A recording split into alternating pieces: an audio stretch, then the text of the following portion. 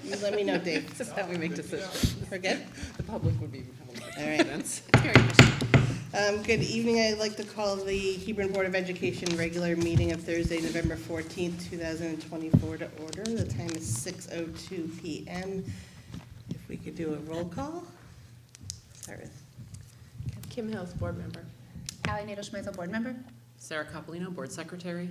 Joe Margaitis, vice chair. Heather Pettit, chair. Tom Barrett, superintendent. Nicole Matthews, board member. Alicia LeMay, board member. Caitlin Schillar, business manager. Don Briere, Director of Educational Services. Then we have our principals, Mr. Larkins, Ariano, Dave McKinney. I'll wait there.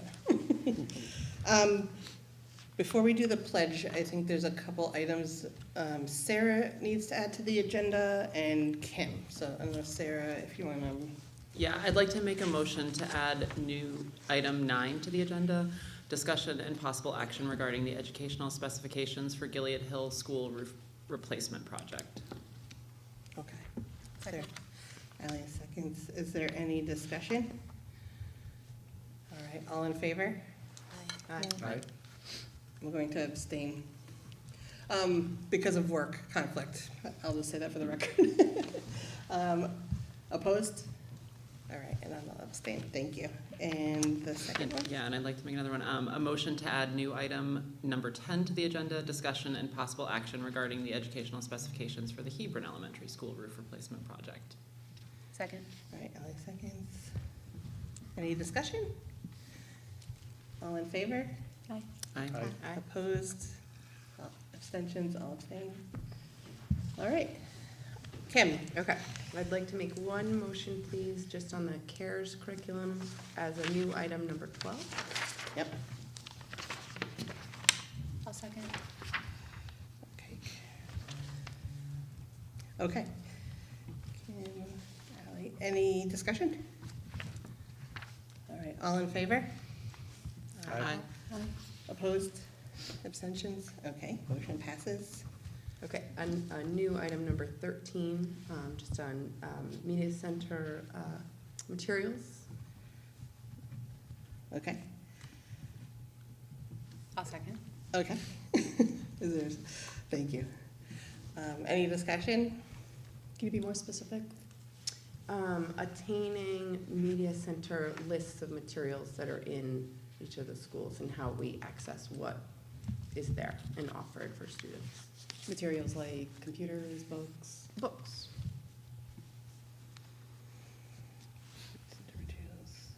Okay. Any other discussion? All right, all in favor? Aye. Aye. Opposed? Abstentions? Okay, motion passes. Okay, the last one, and thank you for your patience, is a new number 14, just in regards to disciplines and balancing instruction and discipline procedures and protocols. Sorry, I just want to write that down. Okay, sorry. Sorry, can you say that one more time, Kim? Balance. The balance of discipline and instruction, as well as like those protocols.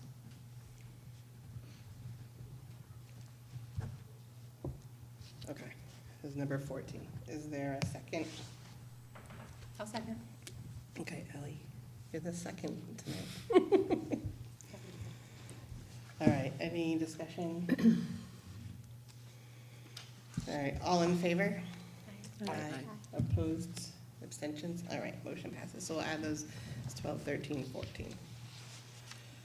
All right. Any other items? Okay. So Pledge of Allegiance, if we all stand for the Pledge of Allegiance. I pledge allegiance to the flag of the United States of America and to the republic for which it stands, one nation, under God, indivisible, with liberty and justice for all. Thank you. All right. Dr. Baird, recognition and student liaison report. Recognition. Great. We're gonna welcome Amelia up with Mr. Parks, and we're gonna talk about the Kid Governor program.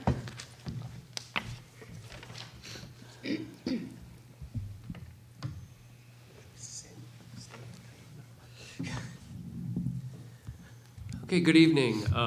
I'm happy to be here tonight introducing you to your new student liaison for the upcoming school year to the Board of Ed. This is Amelia Chiraki. As you probably remember, the way that we choose the student liaison is our Kid Governor nominee. So just recently, the fifth graders, this is a fifth grade program, Kid Governor, that many towns across the state participate in. But each school can only forward one candidate for the statewide Kid Governor. So what we do, and what most schools do, is a primary. So our fifth graders got together, and there were some nominees. There were a total of 7 nominees, and no adults voted in this election. It is just fifth graders, and they chose Amelia as our Hebron nominee, which I couldn't be prouder of the choice. So if we have it available, I'd love to show everybody, and I'm sure Amelia would love to show you, her campaign video. So this is when fifth graders were making the decision on who to vote for, this was really the sole way that our candidates were able to campaign. We really didn't do a lot of politicking around the school, kind of tough to do that within the school day. So they got to review these videos. So this is Amelia's.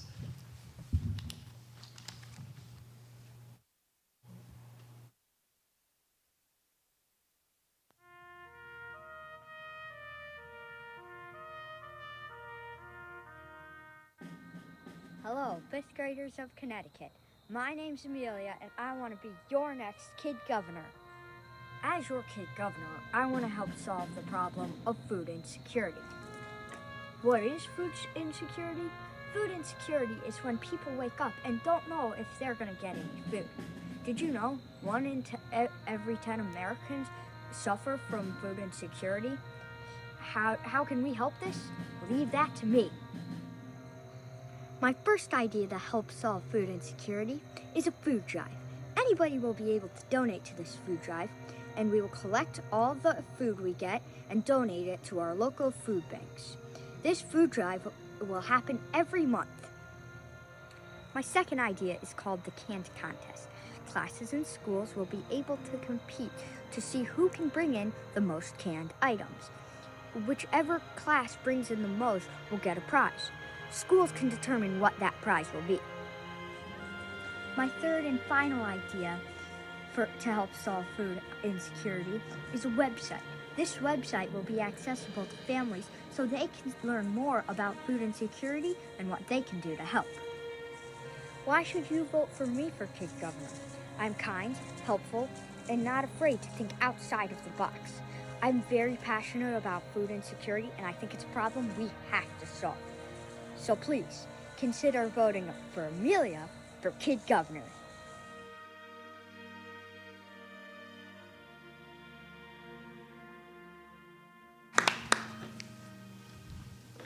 It's interesting, we were just talking about the Hunger Action Team this morning, so like food insecurity is an issue that we tackle as adults here in the district as well, and maybe Amelia should be a part of that.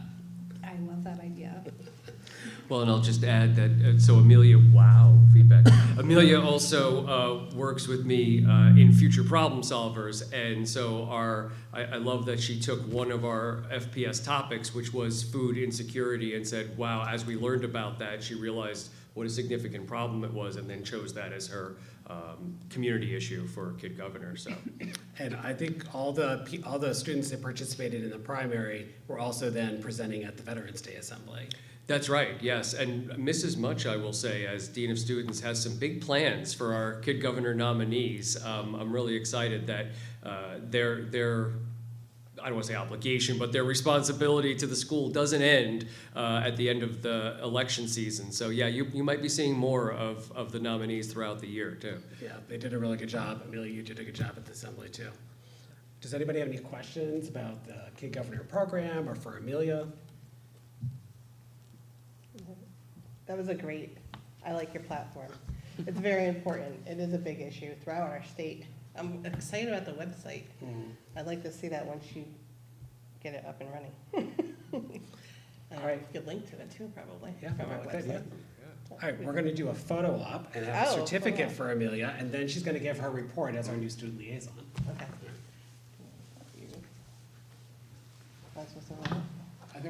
this one with Mr. Park. Okay, good.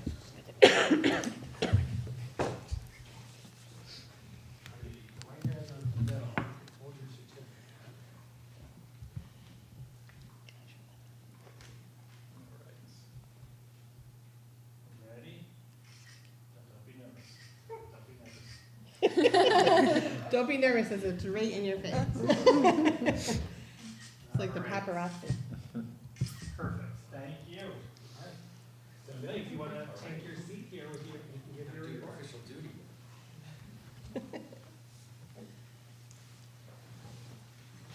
Thanks, Dave.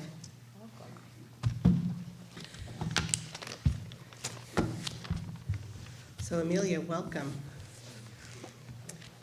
We're glad to have you here. Do you want to give your report now? Okay. Pre-K students are beginning to study animal habitats and learning how animals prepare for cold winter. Kindergarten students are studying gratitude in our Choose Love program. Families were able to decorate gratitude turkey feathers in each classroom to show how they are grateful for. First grade students have disguised their turkeys inspired by the book Turkey Trouble. These creative projects are being displayed in the first grade hallway for all to enjoy. Fourth graders have crafted informational chapter books using topics they are experts on. They are learning how to choose their page designs purposely, incorporate text features, and organize their writing into chapters.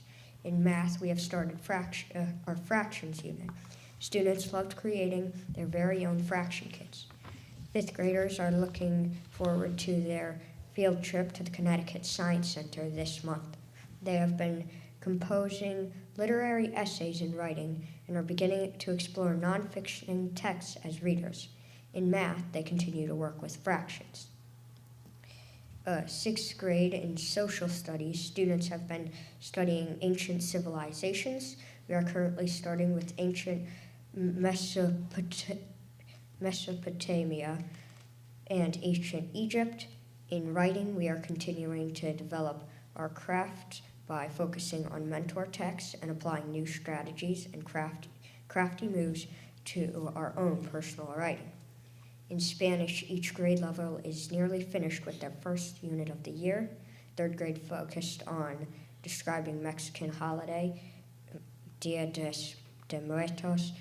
Grade 4 learned how to describe their personality and emotions. Grade 5 detailed the location of objects and places in their classroom and school. Grade 6 has worked to describe the diverse geography of Latin America. In Cares and Choose Love, the HES staff and students participated in our first Cares group of the year. This month's focus was on cooperation. Our winter concerts are scheduled for December 10th, featuring choruses, and December 18th for our bands. Fifth and sixth grade FPS students completed their first practice problem on food insecurity. The 8th annual Hebron Invention Convention was rolled out with an engineering design activity in library classes last week. We are looking forward to many student inventors participating this year. Save the date, Wednesday, February 26th, 2025. And HES staff and students just honored our local veterans at the annual HES Veterans Day event on Friday, November 8th. Thank you so much. You did a really good job. Maybe we should switch. And we'll have Amelia back with us through next October. Yeah, that's wonderful. Thank you so much. And I'll get the dates for you. Okay. All right. Yeah. Thanks, Amelia. Thank you, Amelia. You're welcome to leave if you want to. Great job. Good job. But you're always welcome to, you're welcome to leave. All right, next is the district advancement plan update, special education and preschool enrollment needs. So we're gonna have a presentation, Oh. and there's gonna be three of us. Are you going over there? I'm gonna move around.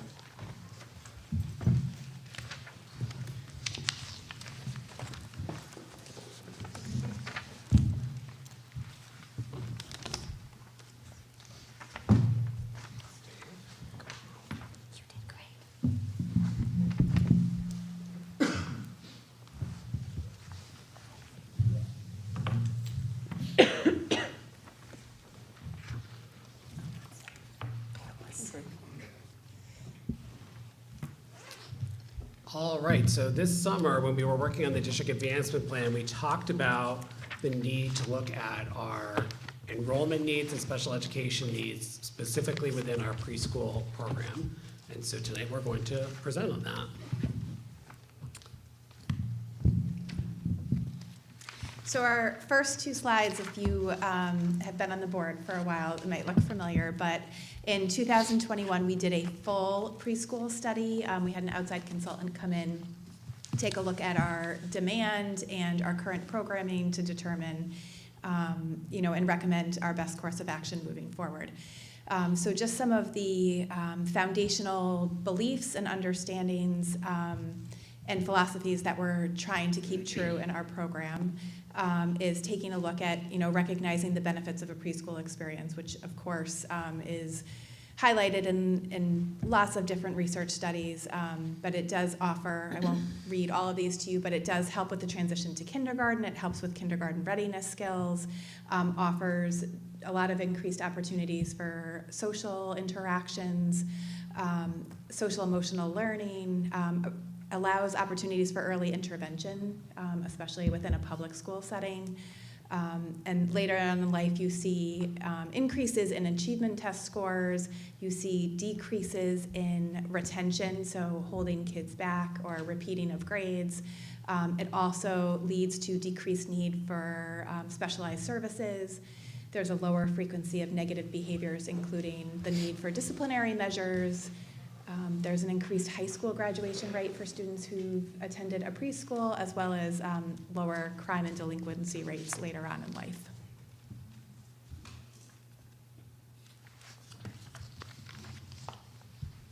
It's not going forward.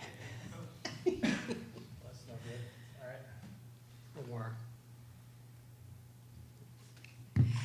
And these are some of the underpinnings of what we know is the best practices in preschool. A lot of these are driven by either the Office of Early Childhood or licensing requirements, or of course, NIAC. And of course, highly qualified certified teachers, and in order to sustain that, that goes with ongoing professional development and learning opportunities for those staff members. Adequate planning time and collaboration time, and in preschool that really also highlights the paraeducators in those rooms, because they do have increased responsibility in a preschool setting. Offering social emotional development opportunities for students, allowing for the use of a curriculum that is culturally responsive and it's aligned and supported. We of course use the ELDS standards in preschool. And also the opportunities for early interventions and student supports. And again, in a public school setting, that means they have access to school psychologists and speech and language services, occupational therapists, physical therapists, things like that. Really building that classroom community and then expanding that to create really strong relationships with our families and our community as well. So since 2021, the program has changed a little bit. We recognize the need to maintain the half-day program. We do see a significant amount of families that when it comes down to making a choice between half-day and full-day programming, the half-day program fits better into their family's needs and desires. So we would recommend holding on to that half-day programming because the family demand for that is definitely there. We also, with the change in kindergarten entrance age, with it being moved to September 2nd, it lengthens the window that students have before kindergarten. So while it's still a 2-year window, we see an increase in demand due to families not having planned for that later start for anybody born after September 2nd. Just this summer, we were able to add 2 preschool seats. We moved 2 of our classrooms to a larger classroom because there are square footage requirements, and by moving preschool to a larger classroom, we were able to accommodate additional students in those classrooms. We also, the Dean of Students position is now in the Administrators Bargaining Group. You may remember that previously we talked about one of the NIAC best practices is that if once you hit a certain number of preschool students, it needs an additional administrator. And so that has already been done, so there is no cost impact to that. Previously, when we did the study, we needed a storage unit in order to put all of our things. We have done a significant amount of reorganizing and identifying things that were broken and no longer serving us. So we do not need a storage unit anymore, so that is not in this analysis here. And then previously we had identified the need for an additional playscape. We no longer need that either. We are planning to take the second courtyard over on this side and make it a natural type playscape. Playscape is the wrong word. Play area, so it would be all natural elements, which our preschool teachers have a significant interest in and would offer kind of a different experience from our current preschool playground, and allow for more kind of that natural planting, gardening kind of play area.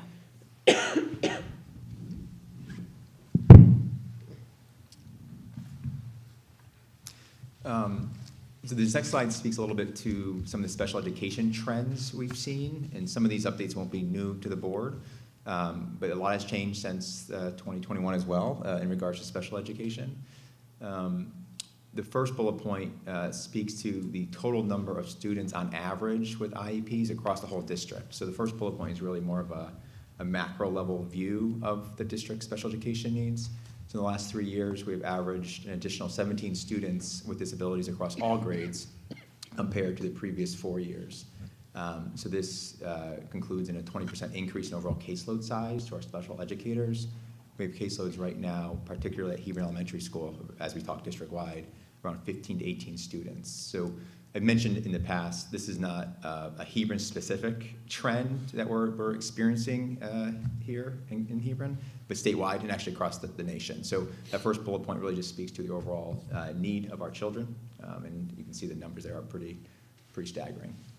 The second bullet point is more specifically to preschool. So where we've seen a more significant increase in that overall need is it at the preschool level. So there's been a 36% increase in students with disabilities in our preschool program as we look across that same span of years. So that's a big change since 2021 and previous. Our current model, as everyone knows, has classroom teachers across our 4 rooms. Those classroom teachers are the only folks in the district that wear 2 hats. They're all duly certified. So they serve as case manager and classroom teacher. We do utilize our half-day teacher, Mrs. Ellsworth, as our primary case manager. And in doing so, she's able to allow herself Wednesdays to do all the other things case managers do, like evaluations, paperwork, communications, et cetera. But it is unique at the preschool level in the context that because of our increasing need at the student level, we've asked our preschool teachers to also wear that case manager hat as students are across all 4 classrooms. The final bullet point there, the 25-26 drafted budget that we'll be discussing will include implementation of a 5-day schedule for our half-day program. This will result in a 25% increase in instructional time for students in that program. We find that to be not only best for students, but also for families and the staff. There's a big equity undertone to this last bullet point as well. It feels like the right direction to go, regardless of those first few bullet points around prevalence and numbers and need. It also feels appropriate to expand the half-day program just for the equity and the educational benefit components of our programming for our students in those rooms.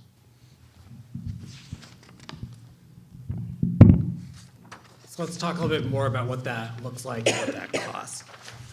So as Dr. Barry just was discussing, these are our students who have the most needs, and right now they are offered a 4-day week, which is legal, but we're asking the question, is that the right thing to do?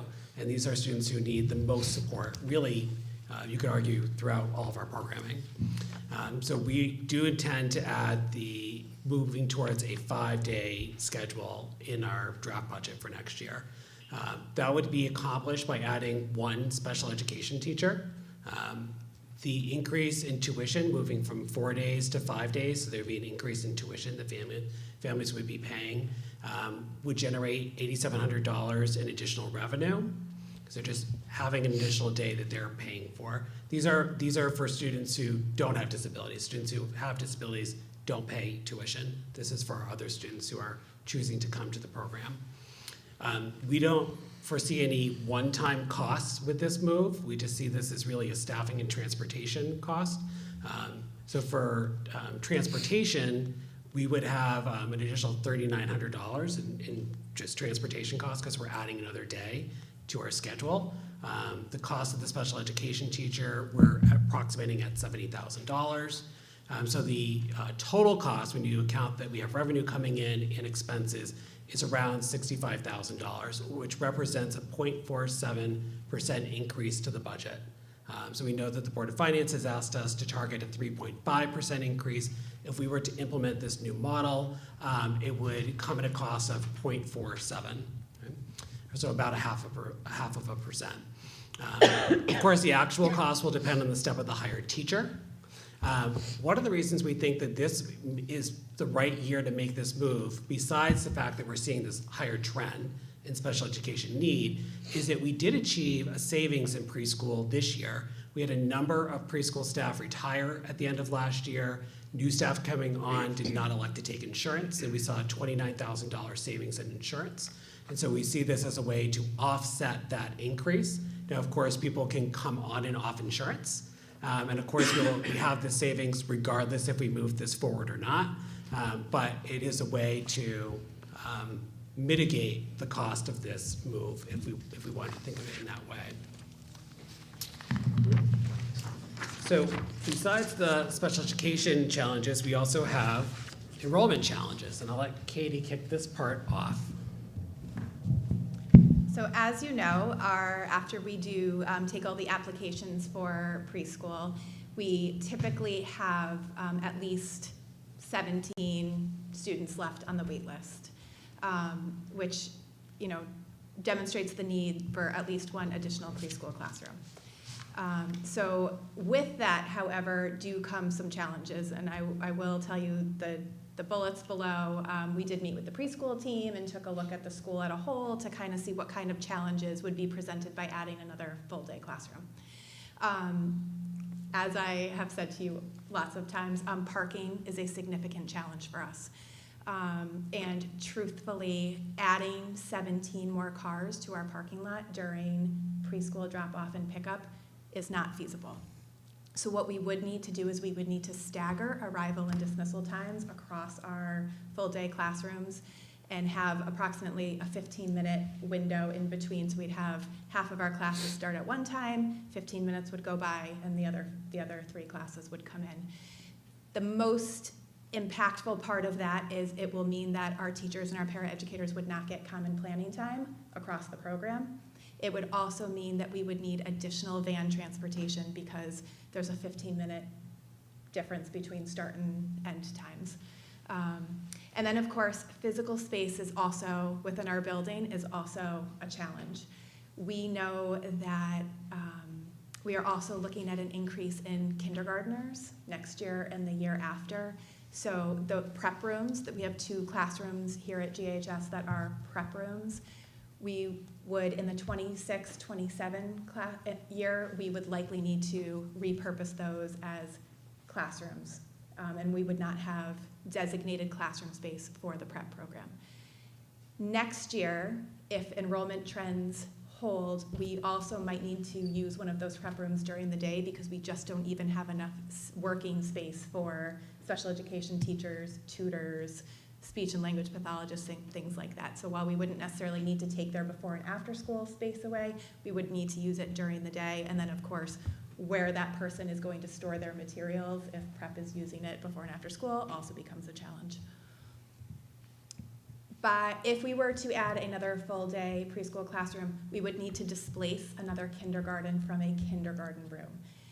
That is because of the bathrooms. So per NIAC standards, we need to have a bathroom within, I think it's like 45 feet from the learning space to the actual toilet, which essentially means that the classroom needs to have a bathroom in it, and it's only our couple of preschool classrooms and then our kindergarten classrooms that have that.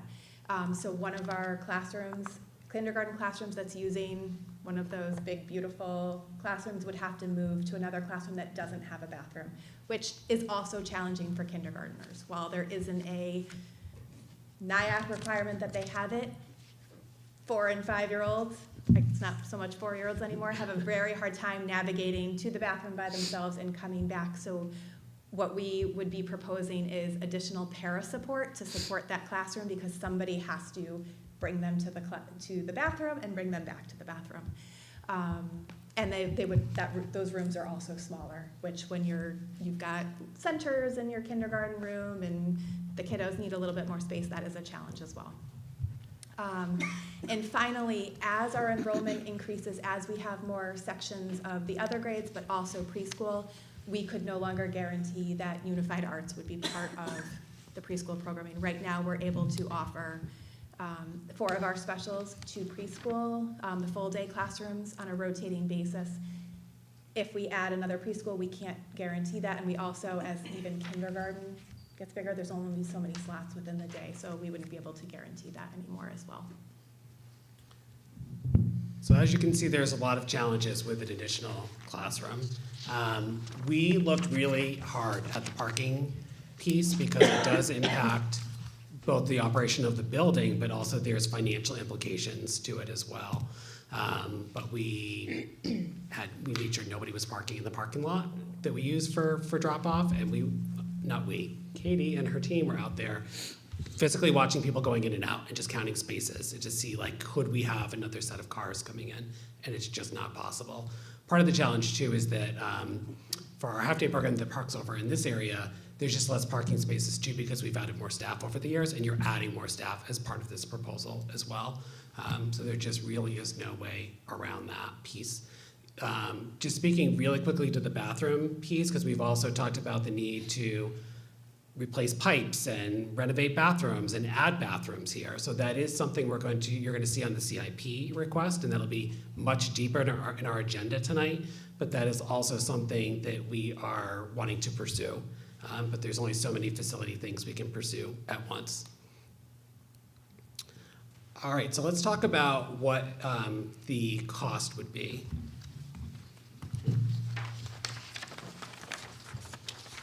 So it is less expensive than the last time we looked at this in 2021 because we have been chipping away at some of the pieces needed to implement an additional classroom. But first, the additional classroom will generate $123,000 more tuition dollars coming in. And that is because this will be a classroom of all full paid tuition students.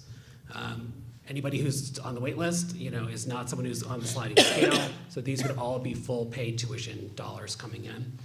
And this is all at our current tuition rate.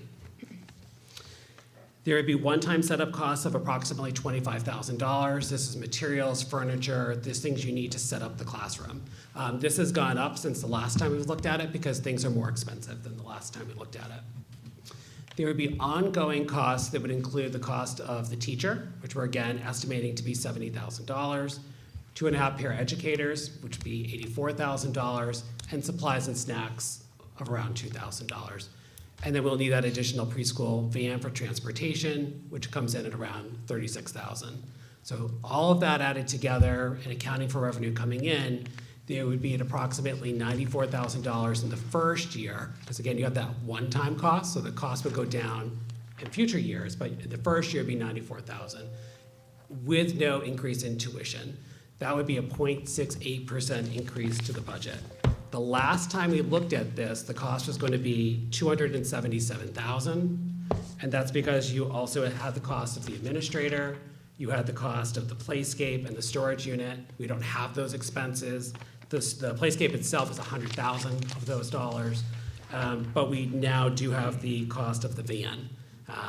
So that's just some things that have shifted over the last couple of years since the last time we looked at this. May I ask a question? Or do you want me to wait till the end? Go ahead. So the van, is it an additional van because of the staggered time or because of the number of students?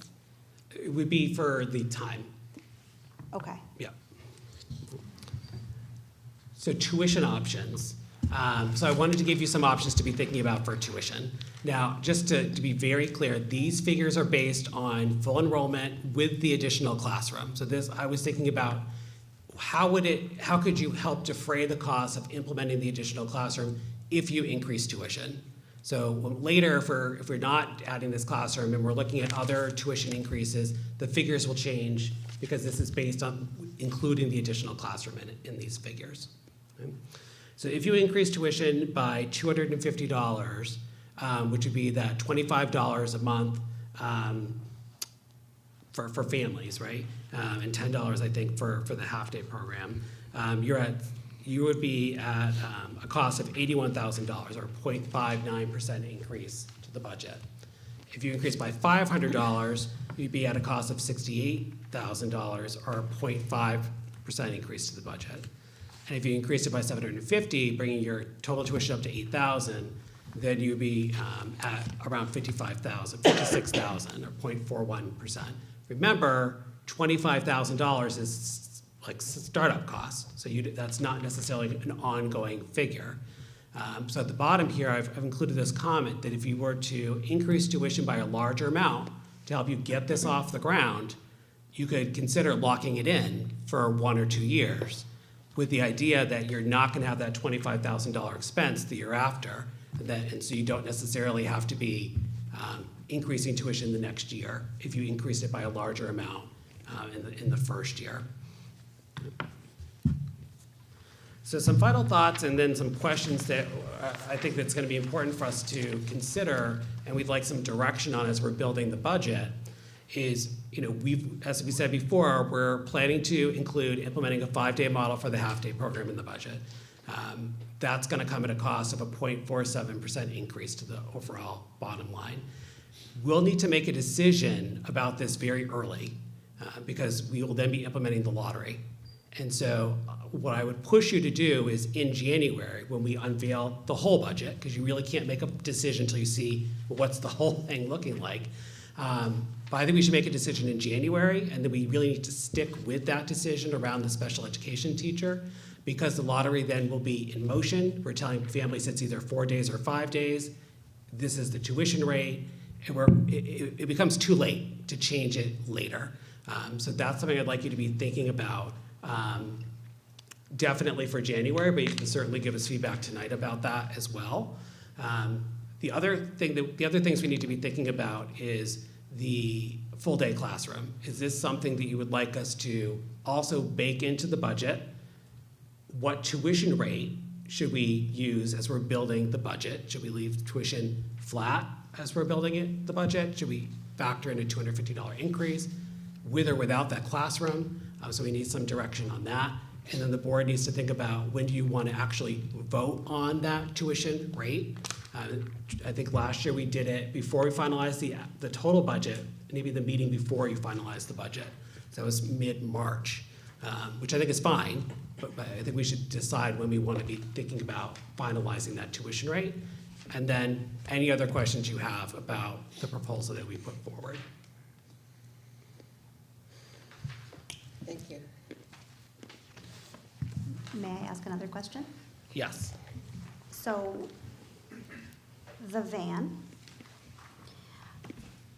would it be possible for all of the students who take the transportation to come in one run so that the van isn't making an additional run and either all be in the classes that start at that time? I guess I'm not sure how many students take the transportation versus don't. So obviously I don't want the classes to be unbalanced in terms of students with special needs, but I'm also, $36,000 is a pretty significant savings, and if they could all come in one run and then either all be in the classes that start at that time or perhaps be supervised by a classroom para or something like that for the additional 15 minutes, that could be a pretty significant savings. So that's something we definitely looked at, and I'll take the second part of that question first because I remember that part of our conversation.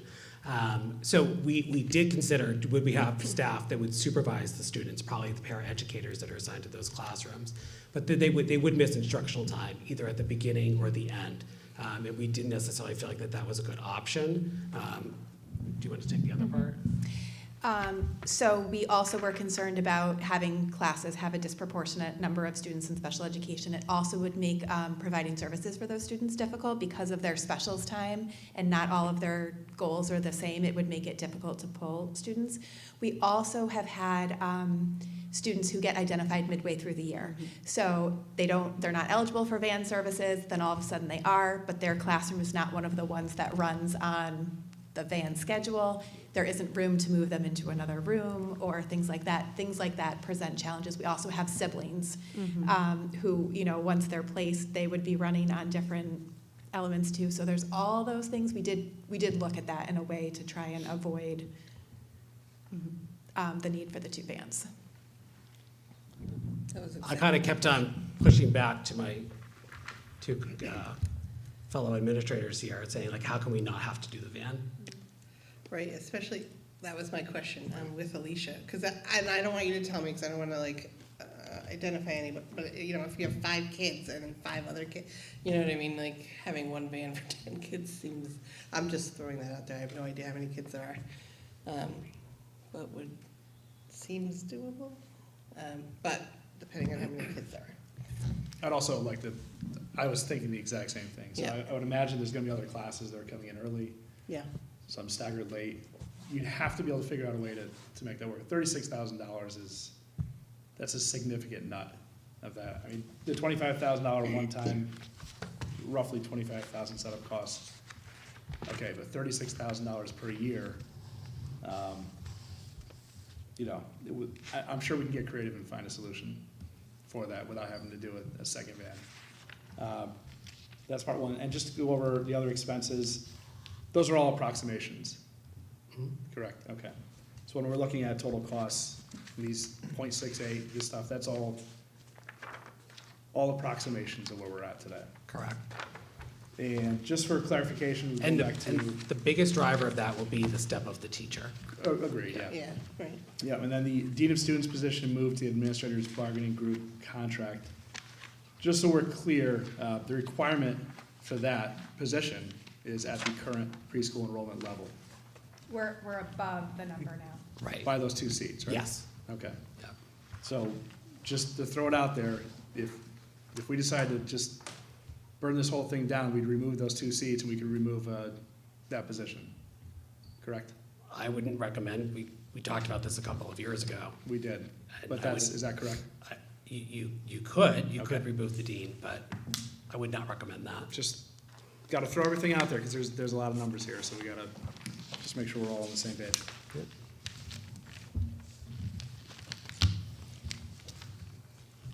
Anybody else? Can I, so right now, there's bus wave 1 and bus wave 2, right? So half drop off here, half drop off there, and, so, forgive me, even though I'm a parent in this district, I've actually never dropped my own children off to either school because I am at work, so, I should know this, but I do not.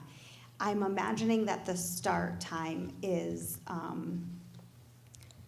I don't want to say flexible is not the word that I'm thinking, but there's some wiggle room because you've got half of the kids showing up at one time and then the other half showing up 7 minutes later. So is it possible to just, for preschool, have a longer window of drop-off in comparison to what you already have? So drop-off is between 8 and 8:20, knowing that some families will come at 8 and some families will come at 8:17. And I know you're rolling the dice there, but I just wonder if that's something that if the entire start time is a little bit more flexible, then the van brings all of the kids here, drops all of the kids off. Everybody is starting in that window so that you've dealt with the parking issue, but everybody is starting at the same time still. Or like last names A to L, last name come between 8 and 8:10, right? Hebron L used to do it. So the more, I'm not They so do much. it at pickup, or they used to, when I picked up. It'd have to be a shorter day for preschool, so they arrive after all of our other students arrive. So the morning is not necessarily so much an issue, except for that you would be starting the day later. The afternoon would have to end earlier, because we need our preschool families to be done and out before all the other families come. So we'd have to do a shorter day. So the other tricky thing, so like K-2 students walk in from 8:15 to 8:30, but they don't need an adult to walk them to their class. Preschoolers right now, the preschool teachers are meeting them all at the door. There's 2 adults. You're checking everybody off. One of the preschool standards is that you have to offer families a chance to interact at the door as well. So the classroom teacher would have to be at the door. We always have to maintain a certain ratio. So the amount of adults that it would probably take to supervise and move kids from the door to the classroom. Right now, I will say they open their doors a little bit early. I would say drop off, pickup takes about 10 minutes right now. And entertaining the kiddos during those 10 minutes while they wait in the hallway till everyone's there before transitioning down is also a challenging piece. So if we were to go to a rolling start, that would require significantly more staff members to kind of supervise and manage that. I think another consideration here is the additional SRO for traffic, because it's bad. It's already bad, and if we add on to it or we stagger, there's going to be more consideration for, actually if we stagger there wouldn't be, but if we add on, there's going to be more consideration for traffic control out there, because the way it goes in the morning is there's usually like a line down 85 and then people passing that line, and it's downright dangerous already. So I'd hate to see addition to that. Can we do, this would kind of stink, but parking on the field in the morning and parents walking their kids up? Not all year long. No, that's true. But and we also are putting in place gate Right. right there. So the issue with the parking is when the field is wet. Yeah, yeah, or there's snow, and, yeah. So Dr. Briere, if we added another classroom, a full classroom, would we potentially be able to have more school readiness slots?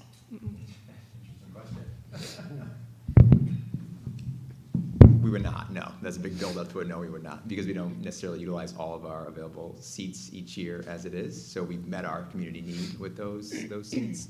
We were just on a council meeting today, and they're talking about some updates to come around school readiness grant funding and community funding, so more to come on that later, but I thought you were gonna ask about the van topic as well. I thought I'd just add in addition to the comments already made, just so everyone understands, we share one singular van across the district.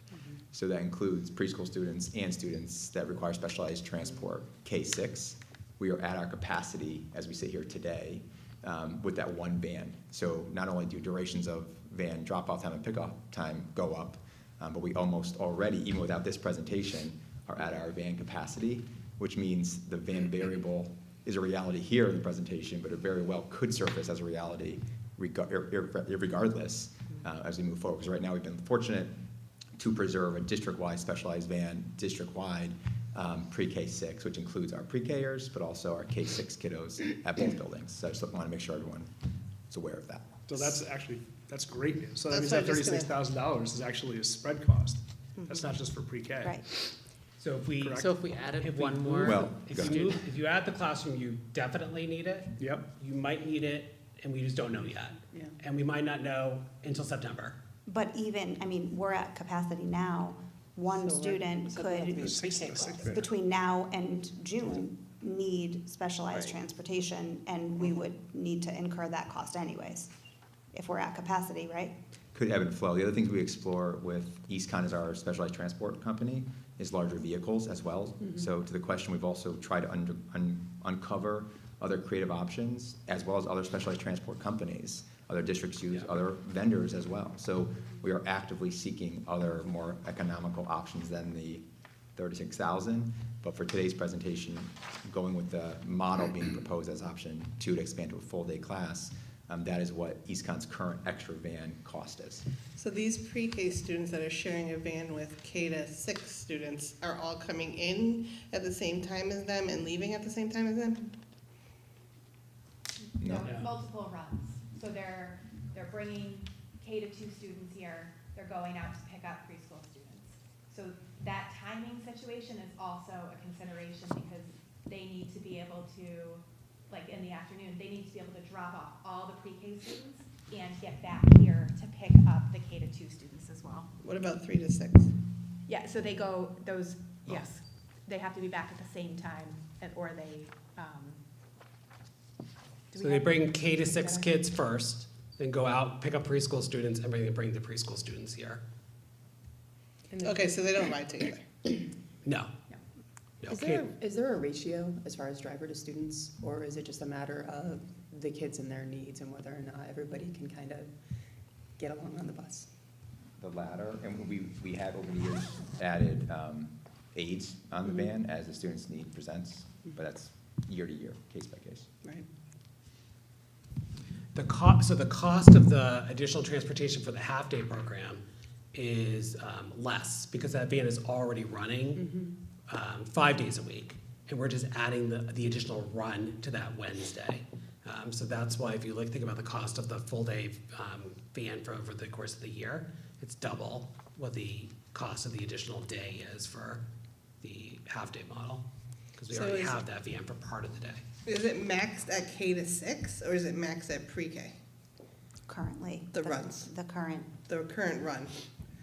I believe it's maxed at pre-K to 6 with the seats. No, Is that because your they're, understanding? you just No, said but they which run run separately. is it maxed out? The first drop off at both buildings is So K where we to have a 6. one K seat. to Yeah, 6. yeah. And it's not possible to do a third run if the time is staggered for preschool. Drop off non-preschool students, go get preschool students, drop off first round of preschool students, go get second. But a bigger vehicle is an option. Well, that's something we may need to do anyway, so that's something that we're looking at. But the bigger the vehicle, the less specialized the transportation is. Correct. And if some of the students on the transportation need that lower Yeah. ratio of students, that may not meet their needs. Like right now, we're using EastCon, right? So we're looking at other options too. Right. And there's two challenges to that. It's what you just said, as far as the ratio. What East County has told us currently is they have the vehicle, they just don't have the driver for the vehicle. So it requires, I understand what licensures are required, but the feedback we've received is they don't have the appropriately credentialed person to drive a larger van if you want to go in that direction, which is why we pursue other vendors and other options in our area. And for preschool, we would need to maintain a 1-to-10 ratio, regardless of how big the vehicle was.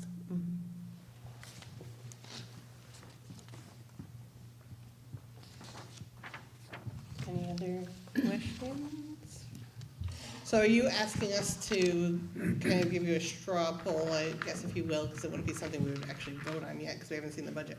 Straw poll of what we'd like to see? Yeah, so I mean, there's sort of three questions I would like some direction on. So tonight we're saying we are planning to include the going from 4 days to 5 days for the half-day model in the draft budget. If that's something you don't want us to do, it'd be good to know that now, and then we just won't include that. So that's one question. Next question would be, do we want to include the cost of the additional classroom? And we can continue to look at the transportation piece. We'll know more by January than we know today in November. So do we want to include that cost in the draft budget? And then the third question, and at what tuition rate should we build the budget assuming? A flat tuition rate or some level of increase? So really getting some direct, so not locking yourself into any answers for the ultimate decision, but giving us some direction in terms of what you would like to see in that draft budget.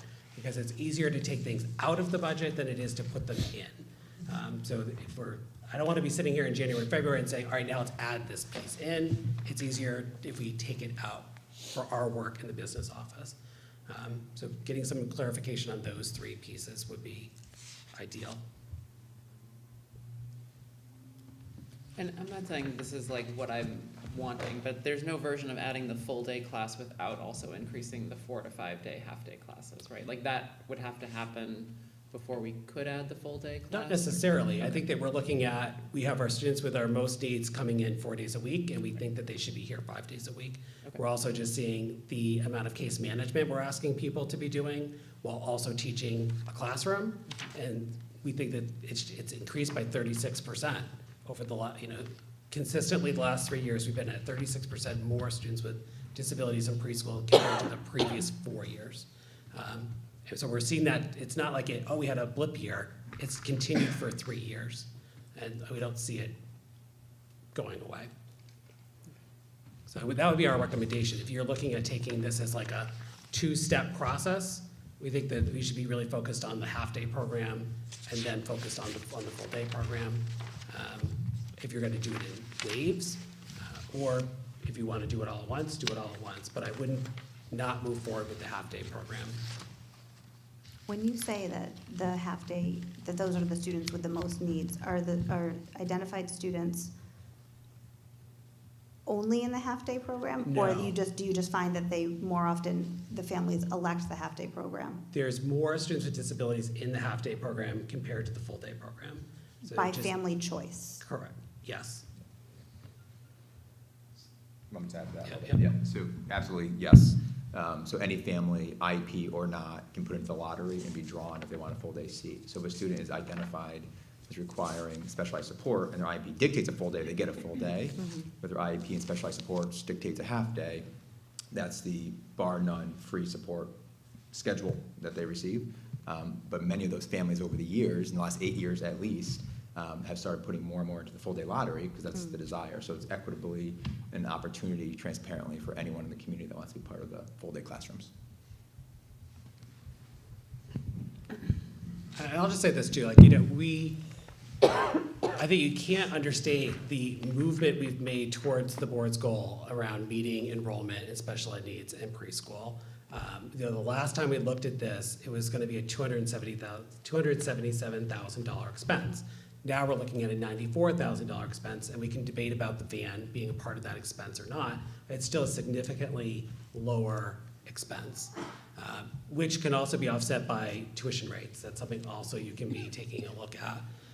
So I think that there's been a lot of work over the years that has been put into that, and a lot of work that's been put into this presentation for tonight. And I don't want to, even if we don't do all of these pieces, I don't think that that's a failure here. I think we've continued to chip away at this goal that the board has had. I meant to mention this earlier, but the overall, the 3.5% that the Board of Finance gave us as a target is a $480,000, about a $500,000 dollar amount in terms of increasing the budget. Last year, rolling up staff, just like contractual costs, was 4.4, $600,000. So it's just the other thing we want to consider with both of these proposals is just what are numbers that we can sort of assume we're going to be seeing as we're building the budget. And again, the question about the half-day program going from 4 to 5 days in January, I think we need to be making a pretty firm decision about our commitment to that. Or if we're going to have the other full-day classroom, you may want to be feeling pretty committed to that because we're going to be running the lottery, what, in February? March. Okay.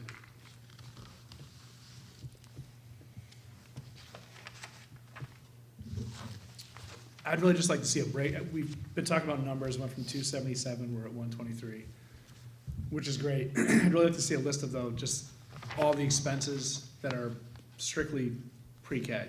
So there's no overlap with the rest of Gilead Hill. So Just to really understand, just, for my own eyes, just to really understand what those costs are. Is that in the preschool report, the monthly report? Yeah, so your one of your enclosures is titled preschool, and that shows a breakdown of all the expenses tied to preschool across all the different funding sources, so general funds, school readiness funding, tuition, and I know it's a complicated report, so I can certainly. So is the van right now Spend some more paid time out of to it. preschool? I quote it because I know it's a whole budget, but That's the one thing, we were actually talking about that this week. So the van is the one item that is not reflected in this report. The van is reflected in the special ed budget, not the preschool budget, so right, everything that makes is- sense. Yeah, okay.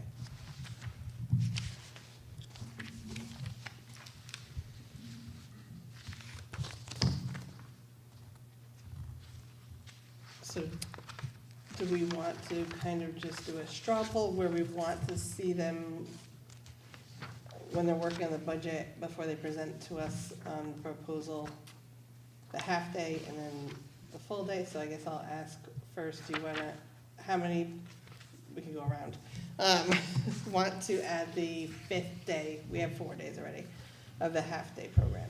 I mean, I'll just say, I think one other thing about the half-day, adding the half-day, if those are the students with the greatest need, then hopefully that would reduce costs. I mean, it will be hard to quantify exactly what those cost savings are for those students K through 6 years, but like the hope would be that the early interventions mean they need less interventions over time. So Right. I'll just go ahead and say first that I'm in support of the 4-day to 5-day move. I would definitely like to see that included. For the same exact reason. Yep. Kim? I'm, just to wrap my brain around it, why is this extra van going in preschool budgeting, but the current van is just in the overall budget? We just don't have a line, we just don't have a preschool special ed transportation account line. We've just not broken our accounting down to that level before. Okay. That's And we why. use it pre-K 6. Right, Yeah, and the second one will also be used pre-K 6 or just? it probably would. It probably would, because we would have access to it. Okay. And so it would alleviate how many kids are on it, maybe shorten ride times. Which will be good. Yeah. It's something that we need to give you an indication of tonight, or can it be, I know we need it before January, is it something that people need time to think about before next month? Well, they're putting the budget together to Yeah. present to us in January. Right. So they kind of need Right. a little Okay. direction, because it, so from the board a little bit. to- My recommendation is we have a resource management committee meeting and just really dive deep into details, just so we're all 100% clear on all charges for preschool.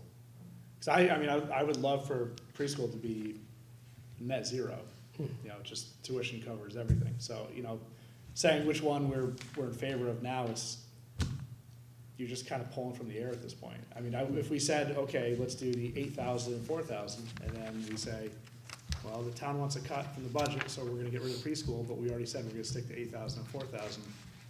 Well, that's not really fair to the families at that point. So that's why I wouldn't want to commit to anything until truly understanding what the numbers are, which I think we're just kind of hazy at this point. I mean, you don't really know final numbers until it's September, to be honest, like until we've hired the teachers and we know how much people have elected for insurance. Yeah, Like I just existing. Yeah. I just want to know historical. So where we're at. I agree that it perhaps needs a further conversation, but if I could just give you a couple quick bullet points. Welcome back, by the way. Thank you. Happy to be here. So on that preschool financial report, the very top section is that, what is the general fund covering? Dr. Barrett had talked about it before, that we had some changes in our paraprofessional staffing, and people came off insurance and created some savings for us. So at this point, we only have about, you see that, I don't know if you see that in the first column, that figure $3,334. That's it for general fund dollars that are paying for this program outside of special ed. The next kind of chunk down is also general fund. It's still general fund, but it's our required special education contribution in the amount of $152,000. So right now, you're kind of at that net zero place that you just talked about. And very roughly, because insurance can change and people can hop on and off insurance, but if you left the program as it is and made no changes at all, this budget's gonna increase roughly 2.9% next year just for preschool. So that would mean, you would expect that $3,300 to go up by 2.9%. But if you think about tuition and what that would roughly 3% of tuition is about $210. So if you're not increasing your tuition, then you're putting more of a burden back on the general fund just because things cost more over time. That number will change. It can change and it will change because there's 100 different variables at play at this point in the year. Just some food for thought as you kind of move forward with some of your decision making. Some of the reimbursement we get from the state, though, will cover Or not cover, it should cover some of the transportation costs. I was actually just gonna ask about that. I don't know. For special ed students. Would reimbursement cover the transportation? You talking about excess cost? Yeah, So the excess cost would cover costs for those students that are out of district, the transportation for those students. it won't cover in preschool students, are you sure? To start getting $1 in excess cost funding, the individual students, the cost of educating that student has to be more than 4.5 times every other student. So these kids aren't getting to that point. They're not getting $20,000 times 4.5 plus. Because the reality is like the 36,000 for the van is being split across multiple students. The per pupil cost of that isn't gonna get them to that excess cost threshold. But even with an additional teacher in Paris. So what you'd have to do for excess costs is you have a classroom, so there's 6 students with IEPs, that teacher's cost is split 6 ways, so we line item per child costs, and if the per pupil cost is over $100,000 roughly, we get a proportional or fractional amount of that excess over, but the students we're talking about are far and few between, fortunately, right? But they're not in preschool. They're the students who are having $75,000 tuitions and $40,000 transportations to outplacement facilities. That's how we reach that 4.5 time threshold. So we take the teacher cost and the van cost and the related service cost and all the things get line itemed out per child that we know are higher cost compared to our per pupil. And very few of our students reach that threshold, and it's the ones that are typically outplaced because of those tuition costs. The dollars that are gonna swing the most in this proposal is the cost of the pairs and the teachers, depending on what they elect for insurance and if they change insurance over time. The teacher, we estimated at 70,000, it could be as low as 50,000, it could be as much as 125,000. Just depends on what step and family insurance or no insurance, so it's quite a wide range. We actually are using a lower amount to budget for teachers because we found that historically we've over budgeted. We've been hiring teachers at earlier steps or they haven't elected insurance, so we talked about budgeting for a lower cost for the teacher. That's part of that 270 going down to 94 is the last time we budgeted for a more expensive teacher. So I'm not asking people to lock in any decisions at this point. It's more of all right, I'm not gonna be in support of this. So like, don't build into the budget.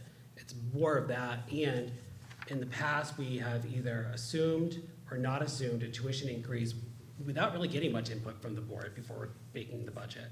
So this year, I'm just asking, like, give us some direction on what you wanna see in the original budget for tuition dollars. And we will use that figure when we're building the budget.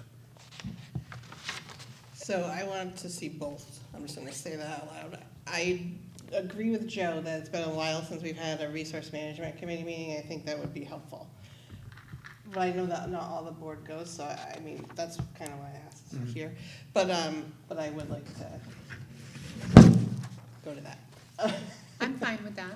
The resource That's why we management. have a committee. It's okay for me that we're not all there. I trust that the committee is serving its purpose. Everyone's welcome to attend, though. Yep. Right, of course. Yeah. But I will just say aloud, like I don't think it's a surprise, or probably for Joe to say it either, or probably most of the board, but we've always wanted to have an additional classroom to serve the kids that our students that aren't being served, that, don't make it into the lottery, right? That's always like our goal. So I would like to do both. I'm just saying my piece out loud, but I also agree that a resource management committee is a great idea. Well, and could the tuition get discussed as part of the resource committee meeting? Like, it's hard to want to give too many, I kind of want to see it all, because at this point, we don't know what the rest of the budget looks like, but 1.15% dedicated to preschool doesn't leave a ton of wiggle room if we're trying to be 3.5 overall. So I guess, without knowing what the rest of the budget looks like, I don't know yet. And we don't know that yet, right? So it's like, I don't want to take anything off the table, If that's I how also the- don't want you guys running the numbers for like every $250 increase, like maybe give us a high and a low and then we can fill in the in-betweens. Did you Well, already if run these we- numbers? I mean, is it like Yes, so- difficult to, like, when you do your proposal to have it in there? It's always something we could decide to leave in there or not. Right. We've already done the work of costing out both Right, of the pieces. right. So we've So- already done that work. So my assumption going into this conversation is the board was gonna say, just put them both in and we'll Yeah. make decisions about it later when we see the Much bottom more, line. okay. And tuition, just leave it alone and then we'll make decisions later about tuition. That's what my assumption was going into tonight. When it comes to the tuition, you've got those figures now. You've got a $250, $500, and $750, like what it'll bring in with the additional classroom. And if you're already baking the budget with the additional classroom, you've got then those figures already. And we did this work, but then we had Caitlin come and check our math when she got back. So we're feeling good They did a about- great job. Okay, good. Yeah, we're feeling good about that. So is the board, Yeah. is the board okay with them putting both in? It's not like we're wedded to them Yeah. one way or another, but at least they have direction. I'm sure it's not a surprise. I don't know. Is everyone okay with that? All right. Tuition, I don't know. I think after the resource management committee meeting, we'll have a better Idea of the. feel for that. Okay, Sure. that sounds great. Thank you. I'll have to schedule that. Yeah.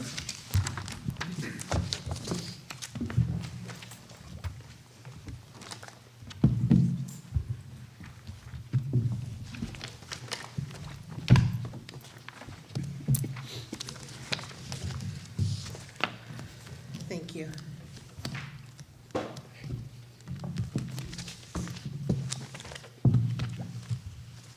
Public comments? Is there any, I would read this, but it's only Mr. Parks and our principals. Is there any public comment at this time? No? Okay. All right, approval of minutes. Can I have a motion to approve the special meeting minutes of October 17th, 2024 as presented? So moved. Thanks. Second. Is there a second? Kimmel, second. Any discussion? All right, all in favor? Aye. Opposed? Abstentions? All right.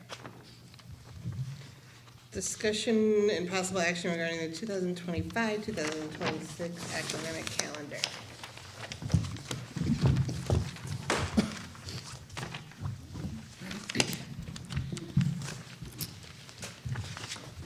All right, so I'm not gonna overtalk this calendar. We had our traditional calendar committee. We got feedback from Learn, EastCon, and sort of CREC to see like what their April break week is, because that's always the biggest challenge. We've been working really hard, some of us superintendents that sort of border those three regions to push towards a more consistent April break for this first, just what, 1/3 of the whole state. And we have been much better at succeeding in that in the last couple of years. So the April break week is the same as the Learn, and EastCon also selected this April break week. CREC will likely select this break week.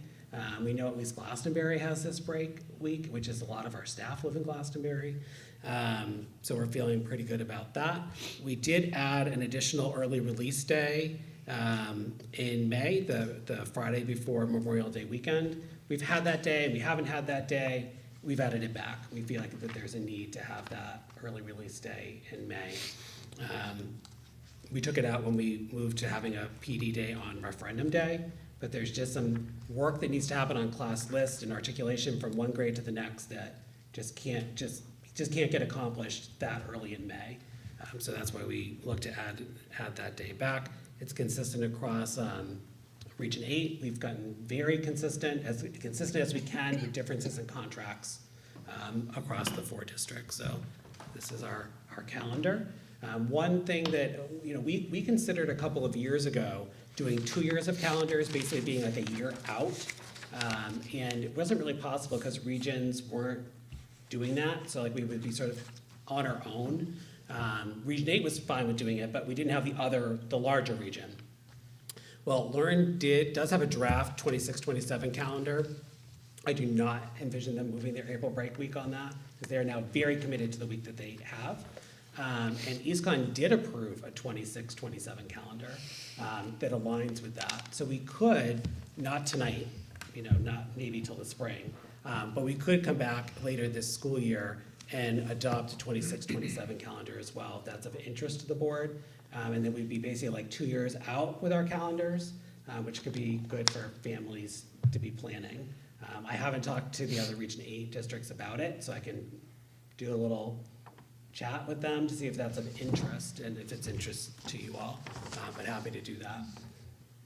But the question before you tonight is approving this calendar. Is RAM having the same week in April off? Oh, yeah, yeah, Okay. yeah. All the days that can be the same are the same across the board. Yeah. Because it helps with transportation costs too, I'm sure. Yes. All right. Does anyone have any questions on the calendar?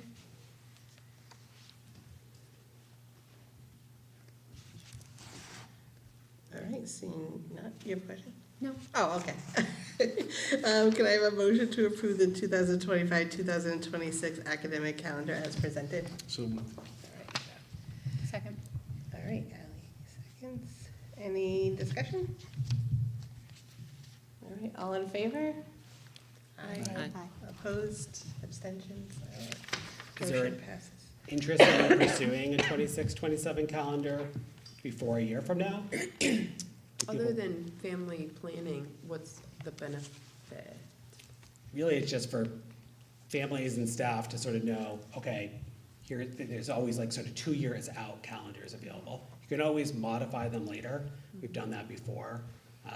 So it's really, it's up to you all. If that's of interest, I'm happy to work on it for you.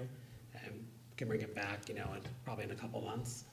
I think it's worth, I think that there are enough families that might be interested in knowing ahead of time, especially if you had a large, event that you were gonna plan for. And I'm also thinking like, if the high school were gonna run some kind of like, field trip, that takes a couple of years to plan. If you were gonna do like an international trip or exchange program.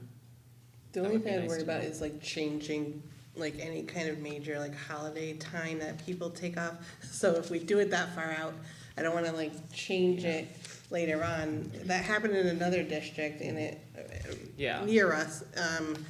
And parents really got upset because they went and bought tickets Right. and Disney and then they changed the, so that is my only It's concern up with to you doing all. it that far back. I just wanted to make you aware that it's an option, because we I talked don't, about it. I don't mind, I just don't like to Maybe, change that. maybe just put the feelers out, Yeah, yeah. see what people think.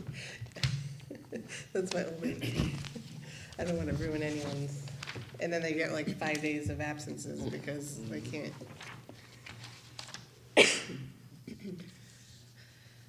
Discussion and possible, okay, so the Board of Education calendar, I don't know, I asked everyone if they could bring their schedules. So these are the proposed, so basically the same schedule we have now with the exception of Hebron Harvest Fair, right? Or do we not have to worry about that? No, this avoids that. Yeah, and always interesting, the retreat, so we can schedule it for that day, but we often have to move it just because it's early on to know what people's plans are in the summer. But potentially it could be that day. I know. I'm trying to look now. Is this is July 31st? Mm-hmm.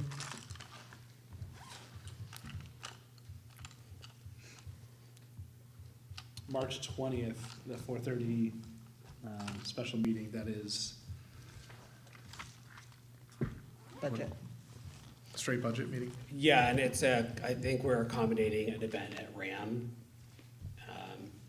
We were last year, and I think when we looked at the calendar, we were again. Caitlin, I gave you access to the calendar, so she can look at any dates that people want.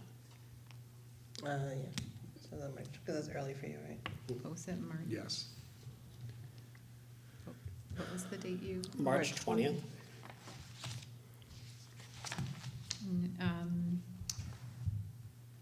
There's not something at RAM on the 20th. There's evening parent conferences / Board of Ed meeting for us.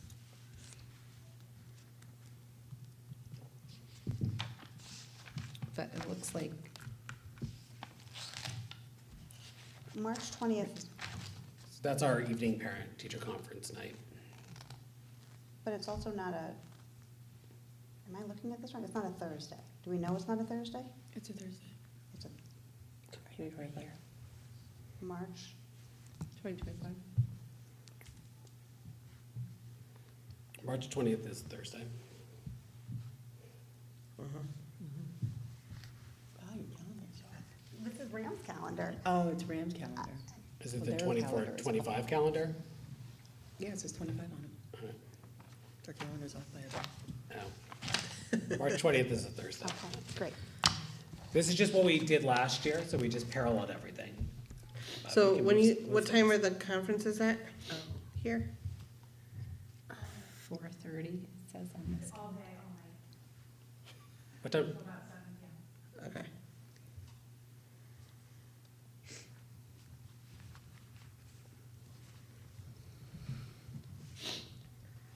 So, do you want to change that time? March 20th. We could have it at 7. Sorry, Tom.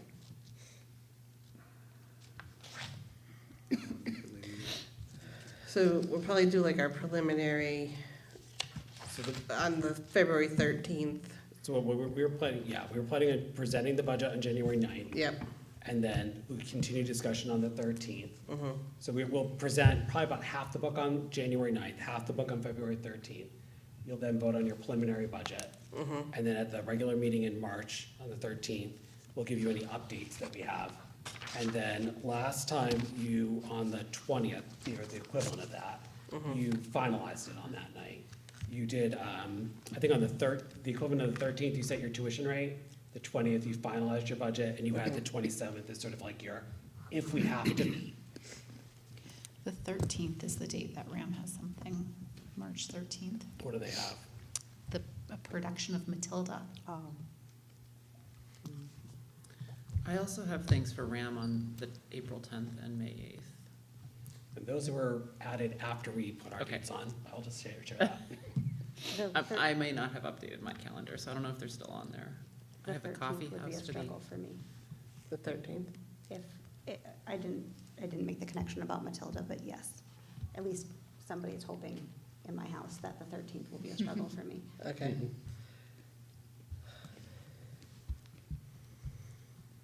I mean, we could, can we run these, like, we could vote on it next meeting. It doesn't, I just have to have them to the clerk by the end of January per statute, charter, all those things. Our bylaw said by the end of November. Oh, we need to change that. We could change that, we should have a policy committee. The thing is, like, what else is, okay, so RAM, since half of us, if not more, have to think of that schedule. So March 13th is Matilda? Okay. What's the 20th, anything at RAM? Nothing, Okay, 27th of March, nothing. April 10th. There is an middle school coffee house fundraiser. Okay, yeah, I mean, that's I'm not- chorus That would probably, and art. that would probably be an issue for me. Okay, I mean, May 8th. Middle school spring concert. oh my gosh. Oh, You yeah. guys are hitting the good ones, huh? June 5th. Nothing. All right, it's July, I eighth know grade they have promotion. nothing in August, so we're good there. September 11th? September, like, this doesn't, Twenty- oh, wait, I'm sorry. Sorry, Caitlin, you're the one with the calendar, I'm sorry to put that on you. There aren't any, there's nothing in the calendar for next year for them at all, for Okay. next school year. I'm not saying those dates are a problem for the spring concert might be an issue for me on May 8th, Yeah. but the coffee house, I feel like I can take a chance on that one, for me personally. And Matilda. We're really trying. Yeah, I know, that's why I'm like, I can be, I'm just saying I had it written. I know when you it are. was there. I know you are. So, I mean, I guess the question is, do we want to keep our schedule the way it is now? Do we want to change days? Do we want to change time? Do we I want to change just a couple of meetings? Do we want to leave it as is? Can we maybe change the days? Tom, does that work? It's all, I will make whatever works for you all work for me. Your bylaw says you have your meetings on the second or third Thursdays. So there's just something Yeah, we for need you. to change that. It's very strict for our bylaw. Or it's very predictable for other people to plan around. I don't know. Well, I mean, we Maybe not post for this, so anyone that wants to, I think the special meetings, I think that's the biggest concern, right? There's a play. Yeah, and honestly, I know I have to miss the other productions of that play on Friday and Saturday, so Thursday is the only one that I could see. So I am willing to miss some of my daughter's things, but not willing to miss all of the productions of the musical. Right. The 13th is a regular meeting. The 20th and the 27th would be the special meetings. but we know we're gonna be talking about budget at all those meetings, right? Yeah, I don't think you'll make the final decisions on the 13th. I know, I like interviewing. Yeah. I mean, if I have to miss the meeting, I will miss the meeting. I don't think you should plan it around my potential commitments, for sure. I'm not missing my daughter's band concert either. So we're not No. gonna be. December Family 9th. comes first. I'm not gonna do that. I'm gonna say that out loud and on record. How about March 18th? Tuesday. Does that work? Nothing on Ram's calendar. That's a good day. The only thing we might wanna be careful about is either the 18th or the 11th, we will be presenting to the Board of Finance. And usually it's either the second or third Tuesday, and I don't know if they put out their schedule yet. We can So just the tell them. bylaws say the regular meetings have to be the second or third Thursday, but the special meetings, we can be more It could be flexible any with. time. We could Yeah. do them 48 hours ahead. Yeah. So would it make more sense to, And you can see, like, the bylaws say the second or third Thursday. June 5th is the first Thursday. But we're doing that because of the end of the school Right. year. So like, we do make some shifts here and there, but I think we start moving regular meetings to Wednesdays, et cetera. I don't know. It just feels to me like you're calling out of your bylaws. I'll have a policy meeting, we'll change it. I'll propose it gets changed, because it needs to be more flexible for folks on the board. I can add that to the policy Yeah. meeting for January. Please do, yeah. Yeah. So we can change one. I mean, the board can vote to change the meeting. I mean, does the 18th work? I would just tell the 'Cause town that. what is the conflict on the 20th? Why are we March changing that one? 20. It's not, I think it's the 13th. It's the the 13th we're conflict, changing. right, so that's why I was wondering move the if 13th March to the 11th makes more sense than March 18th? Yeah, twice in 1 week. So. Oh, right. Does March 11th work?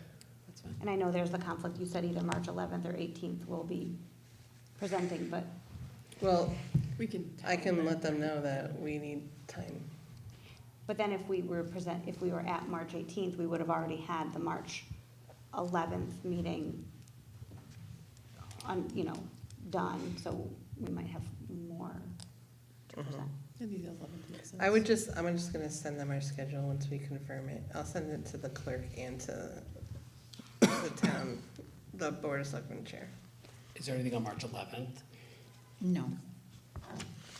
All right, does March 11th work for everyone? Change the 13th to the 11th, so that'll be a Tuesday. Yes. Okay, 6? all right. All right.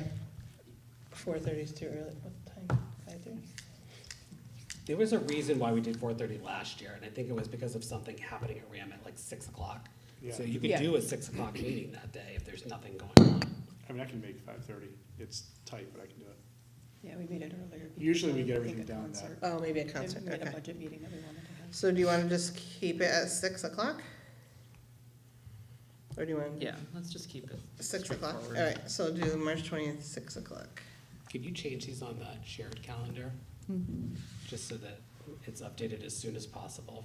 I'm writing it too. Yeah. So I just want to make sure I got, so the 20th is, no, the 13th is moving to the 11th. Yep. Okay. And then the 20th is moving from 4:30 to 6. Okay. All right, and I think Coffee House will kind of try to figure out. May 8th, wasn't that a bigger one? May 8th is a big one, so it's a spring concert, which I'm sure half of our board will be at. So we need to move that. Is there anything on the 15th on the shared calendar The 15th of May. of May? No. Because I can't do that night. It's the board of, I have to present the draft charter to the Board of Selectmen. What about the 22nd? The 22nd I can do. Sorry. Anything? Nothing on the calendar. All right. Does Thursday the 22nd for May work for everyone?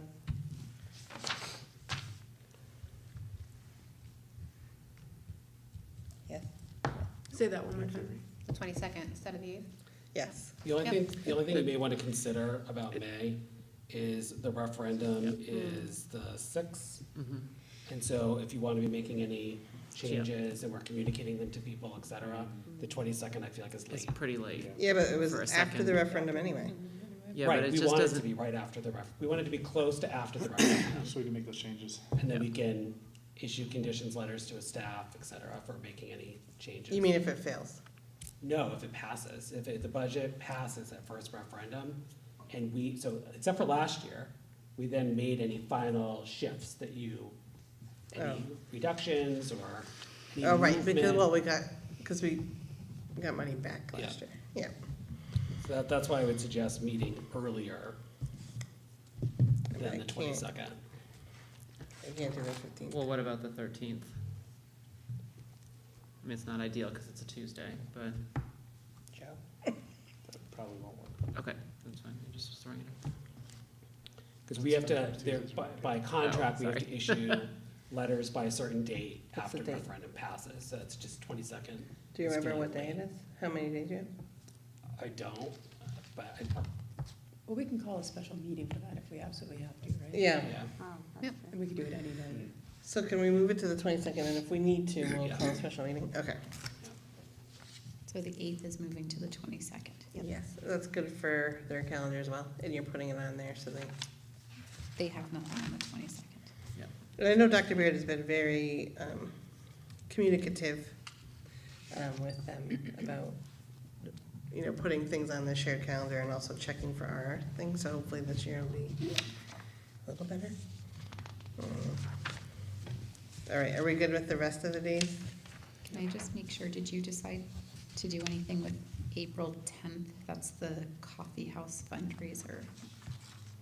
I'm fine winging it for that one, I'm not committed All to right, it. we're gonna leave it as is. Okay. What time is the coffee house? I think, It's usually 6 to 6 8. yeah, p.m. I think it's just like, So It's chorus and snacks and art. So we have moved our meeting earlier as well, so that people can attend part of the meeting, even if they were zipping up to it. Yeah, That could be a we can consideration. decide that as we move closer, Yeah. right? Yeah. Yeah, we want to let the clerk know ahead of time, so we can still keep it a regular meeting. Yeah, well, if you're changing times, you don't have to. Oh, you don't? Okay. No, just if you're changing the day. Okay. All right, so Tuesday, it's gonna be Tuesday, March 11th is, March 20th is gonna be at 6 PM, and then May 8th is changing to May 22nd with the potential for a special meeting if needed. Dr. Barrow, let us know. All right. So, very good. That was So- a lot easier than last year. You think so? I think so. Oh. I feel like we did a lot, I don't know, it was a hot mess last year. I think it's very more collaborative, like with RAM, and hopefully they'll reciprocate, hopefully. So, I appreciate your efforts on that. So can I have a motion to approve the 2025 board meeting calendar as amended? So moved. All right, Joe, is there a second? Second. All right, Kim seconds. Any further discussion? All in favor? Aye. Aye. Opposed? Abstentions? All right, motion passes. All right, discussion and possible action regarding the educational specifications for Gilead Hill School roof replacement project. Do you want me to speak to this? I do. Okay, or Joe. Joe can talk about this too. So part of the grant submission for state reimbursement on the roofing projects requires the Board of Ed to approve the educational specifications. And so you have those here in a report.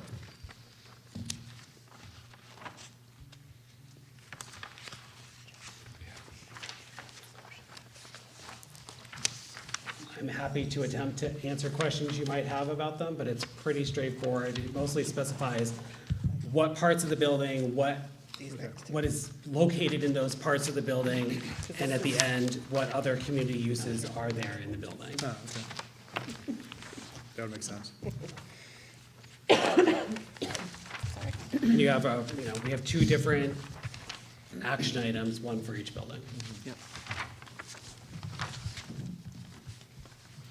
Okay, so I'm gonna ask for a motion to approve the educational specifications for the Gilead Hill School roof replacement project. Second. She's making the motion. Oh, Sorry. oh, You are. sorry. You're making the Oh, motion. I'll make that motion. Yeah. Sorry, my bad. Now we need a I can second. second. Okay, all in favor? Aye. Aye. Opposed, abstentions, Abstain. one abstention. Work. On record, okay. Do you want to read it, or do you want me to continue on? Okay. I'm sorry. So, number 10, discussion and possible action regarding the educational specifications for the Hebron Elementary School roof replacement project. I'm sorry, I thought you did the motion.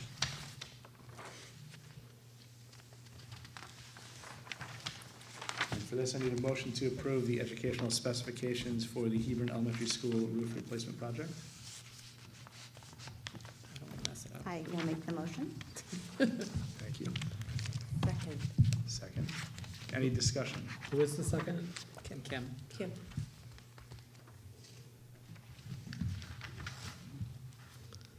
Okay, all in favor?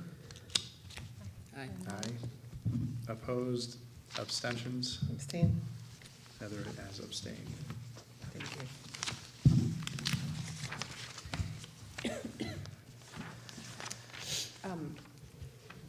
I'm gonna throw this out there. My husband is picking up my son at football. There's a Volkswagen with a flat tire. Is it anyone Oh, here jeez. that might need assistance? Probably me. No, Is thank that you. okay? Is it yours? Probably. Or mine? I'll put money on it. Aw. Oh, that's okay. Good.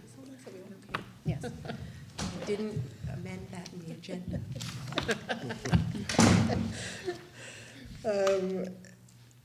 Chair's report. I just wanted to thank everyone for coming. I know you're in the building committee. To the Charter Commission last night, so Dr. Baird and Mrs. Shlar as well. The chair of the Board of Finance was there, most of the Board of all but one of the Board of Selectmen, the finance director for the town. So it was a robust discussion. So just heard different feedback on bifurcation. The commission didn't, it was a late meeting. So I think in December will be where the Charter Review Commission will have discussion on bifurcation. There was some discussion by one of the members of the Charter Review Commission, if we move to bifurcation, would we also split the capital budget? So if we did put in bifurcation, would it be, here's the school's capital budget and here's the town's capital budget? So that was an interesting question because the buildings are under the town and we do have some shared items like the SRO was brought up and other things. So we'll see how that goes, but I think the most of the feeling in the room is that bifurcation was not maybe in the best interest of the town. I would say that the majority of folks that spoke, out of the people that were there, said that we had discussion around filling our vacancies. So a lot of folks in the room, including the Board of Selectmen, they feel that they should keep it status quo as is, and they should fill the Board of Education vacancies. I personally, speaking as an individual, do not think that, but that was kind of what the read of the room was, so that also will be finalized next meeting, but I know that in straw poll vote before that, the Charter Review Commission thought that, the majority of the commission thought that they should keep it status quo as well. Do you have an air compressor? Was it your car? Yeah. Oh, sorry, I can't. I can give you a lift. Thank you. So that's all I have right now, for chair. You were here to look for a new date for the December board meeting because of a. Oh, yes, thank you. Ram. Yes, so RAM, sorry, yes, thank you for reminding me. We need to move, hopefully, the December board meeting because RAM's winter concert and community hallelujah sing-along, if I'm saying that correctly, is that night. So, sorry. December 12th. Yeah. It's the December 12th. December 12th. Okay. Oh, I'm in 2025, sorry. So it's just, so I don't know if it's possible I mean, we can move it to the 11th, is that something we discussed? The preferred day was the 19th, Or the 19th? but the 11th is an option. With the Can't do 19th, Wednesdays. we can have a Christmas meeting. I can do the 19th. The 19th? Yeah, That's fine. I can't do Wednesdays. Okay. Does the 19th work for Nikki and Alicia? Okay. So we'll put that forward so we can have it as a regular meeting. Thank you for reminding me. We're gonna do 6 o'clock. 19th at 6 o'clock, yeah, thank you. Do you want me to have Keisha just file next year in the change with Fran? Or do you- Yes, so she would have to just revise and talk Yeah. and change it and, yeah. Yeah, okay. Just, Are we still doing the negotiations? We're gonna That keep night? negotiations on the 12th Okay, because we've got Jess early. Witter yeah, and that's fine. the other team scheduled. It'll Okay. give us a little bit more time to work on our proposal as well. Okay, So it'll be time well spent. okay. I just wanted to check. but I did say we need to kind of wrap it up by like 5:45, What's that? or 6:45. It- We're wrapping up early, That's like fine. enough time to get there. Yeah, yeah, That's yeah, fine. yes. We're starting that at, It's okay. 4. Yes, Okay. all right, thank you for reminding me. All right, and that is all I have. So next, 12 is Kim, CARES. Yeah. So my thoughts on the CARES program is just to gain a little bit more insight on it. And it was helpful to get the email from Ms. G that had, this week, that had the pictures of the groupings that were multi-grade level. But just some questions that I have are, is CARES essentially what Choose Love is at Hebron L versus Gilead? And then while it seems well-intentioned and aligned with some SEL goals, what does that curriculum look like? Or can we read more about it, and how is it delivered? And is there any like flexibility with that delivery, or how that content reaches students? And then just how often is it? So it's, Thoughts? sure, so it's once a month. It's part of, I mean, it works sort of hand in hand with Choose Love, but it's really more of the responsive classroom program. It's once a month for 30 minutes, and it's centered around the pillars that the school developed with the CARES acronym. So cooperation, advocacy of self, respect, empathy, and self-control are the themes. And the school climate, there's not a set curriculum. The school climate team meets and decides what to do as their activity for the month. And they do those as assemblies. So once a month, there's a assembly with the whole school. I think it's grade level. So it's either a whole school assembly or it's small groups, which we call CARES groups. And each faculty member has between 8 and 10 students in their CARES group. In some months, it's a combination. We'll meet as a whole school in the gym and then break off into the smaller groups. And that's what we did this first time to get, sort of welcome our third graders into that so that they understood where to go, who that person was. Okay. And they're multi-grade level groups, I think. Right, yes, so the groups of those 8 to 10 students are groups of 3rd through 6th graders, and they stay in the same group from year to year. So we say goodbye to 6th graders and we welcome 3rd graders to the same group. Okay.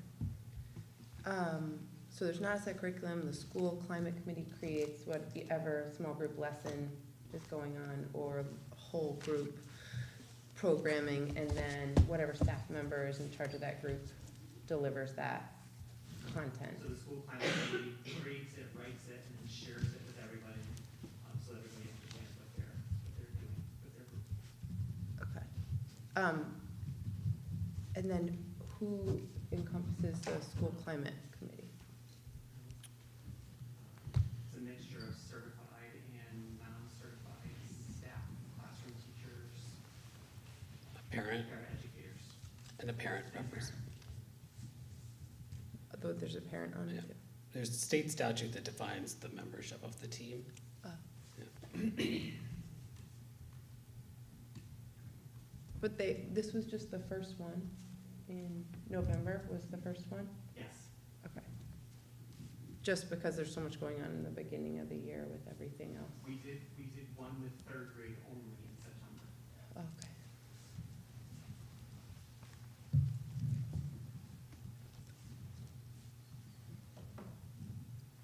Is that, parents on the group, is it announced like that they could volunteer for that, or? Typically, we've had a parent, and they just continue with the group. And then when we are missing a parent, we just recruit somebody to be a part of it.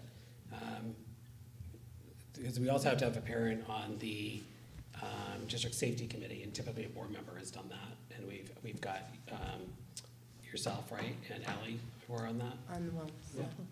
And so, Safety, not well, that, Oh, Ally's wellness, I mean safety. yes, yeah. Yeah. yeah. Okay.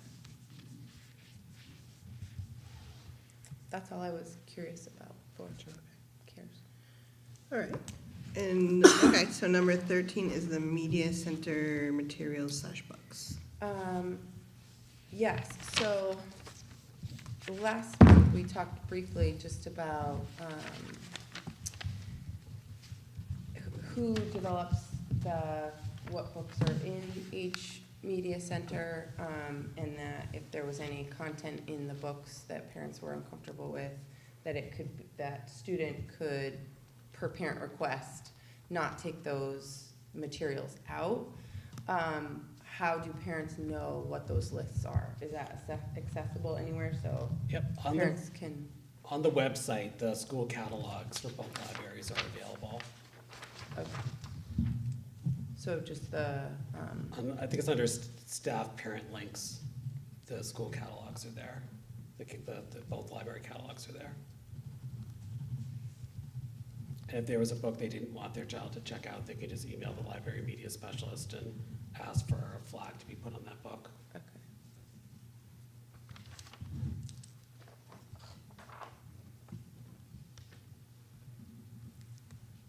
All right. That covers that question. Okay. All right, and the last one, discipline and instruction procedures and protocols. Yeah, so just, it was brought to my attention from a few families, the balance of meeting students' needs in the classroom, both students receiving services as well as just educational instruction. When a student requires, let's say, privacy in that room and other students are displaced because of that situation, what are the protocols on that, and do we have the supports in place to best meet those students' need in the classroom? Do we have that at each of the schools? If it's happening more often or too often, or what's the threshold where we say it's putting too much of a burden on the delivery of education to the remainder of the students? So if there's a concern about whether or not a classroom is the appropriate placement for a student with disabilities, then the planning and placement team, a member of that team, including the parent, can request a meeting where they would discuss whether or not it would be the appropriate placement or if additional support would be needed. And then the team would make a decision together about what would be the appropriate, either additional resource or change in program or different program, perhaps outside of the school, that they would access. Okay, and there are some different spaces or classrooms within each building? Yep. That are an option before like an outplacement would be needed? Yes. So really it's on a student-to-student family decision with administrators and support staff to address that. So parents should just reach out directly. Correct. With those concerns. They can reach out to their case manager, they can reach out to Dr. Briere, they can reach out to their school principal. Yep. Okay. Topic covered. Okay. All right. Thank you. Thanks. Superintendent report. All right, I do have a bit, so bear with me here. I'm going to start by celebrating the Veterans Day Assembly. It was really a great program. Allie, did she have to head out? She did, Okay. for her, she had to pick up her. Okay. She was there as well, and I think it was Sawyer was presenting, and Amelia presented, and it's just a really great program. So if you ever get the chance to be able to come in and see, you were there last year, I think. Last year, yeah. It's just a really good program, so thanks to Mr. Pape. Mr. Pape organized it this year as part of his administrative internship. And one of the things that I really like about the work that Hebron has been doing with this assembly, but other assemblies, is the students really are the focus. Adults speak very little, and really the kids are running the program. So it was a really wonderful program. So hats off to them. So I'm going to take you through some of the different pieces of my written reports if you want to follow along. We did exit focus support status from the Connecticut Department of Ed, which is an accomplishment to Hebron Elementary School and the leadership team there. And we highlighted the academic outcomes that led to that around our ELA outcomes, and so just reiterated that work.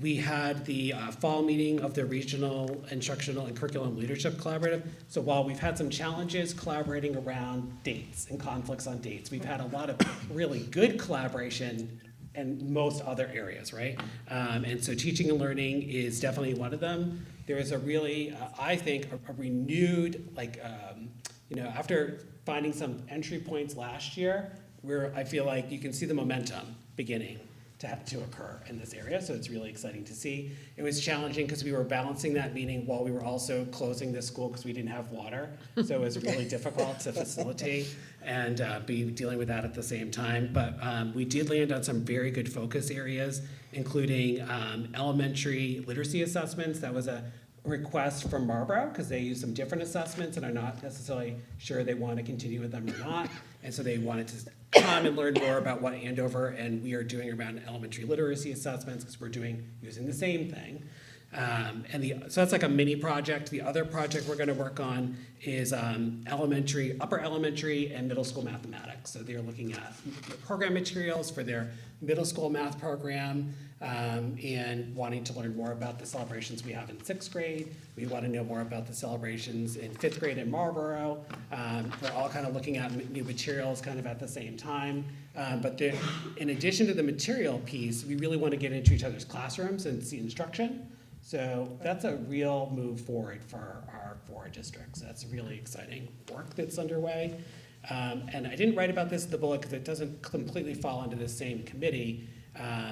But we also just decided that we're going to collaborate as a full leadership teams in the summer. So in the summer, we do a legal update training with our attorneys, kind of like most of us are doing it and all paying for it. So why not pay for it once with all of us all together and have some collaboration time together? So we just decided to do that today and scheduled it with Jess Ritter, so we're excited about that. We kicked off our curriculum work in art and music on October 11th and created a plan for the year. Really this year is focusing on auditing standards and looking at some instructional practices. So I will probably update you more on that this time next year.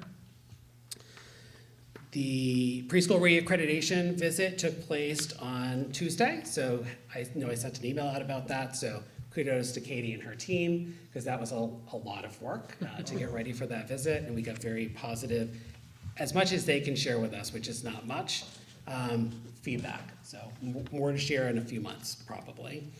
And then sort of lastly, under the district advancement plan updates, we talked about budget tonight already. We're already beginning to make some decisions about what's getting into that draft budget. And so thank you for your feedback around the preschool pieces. But the family survey, and I know I shared that out with you all, so you can see the individual pieces of that, but the overall feedback, the 3 top areas were not really a surprise to me, but class size, enrichments and sort of overall programming in terms of like art and music and challenge and enrichment and those kind of areas, and student supports were really kind of very up at the top as the top 3 items. But also of note was school security and the SRO. Now, the survey was opened right after what happened over in East Hampton, but this was something that was mentioned. And the need to look at our facility improvements in air conditioning, but it also was like right after we had an uptick of responses after we closed because we didn't have water pressure here as well. But all of these areas are important. And there were other individual pieces that were in there as well. So I encourage you to look at the individual, entries. We haven't closed it. Anybody can still continue to put stuff in it, but these themes I don't think are really surprising or shocking to any of us. This is the feedback we've been getting pretty consistently over the last couple of years. Some people also just thanked us for asking. So this is a pretty accessible way for people to give feedback. The pizza forum, it can be a challenge to get yourself out there. This is a little bit easier for people to share some feedback.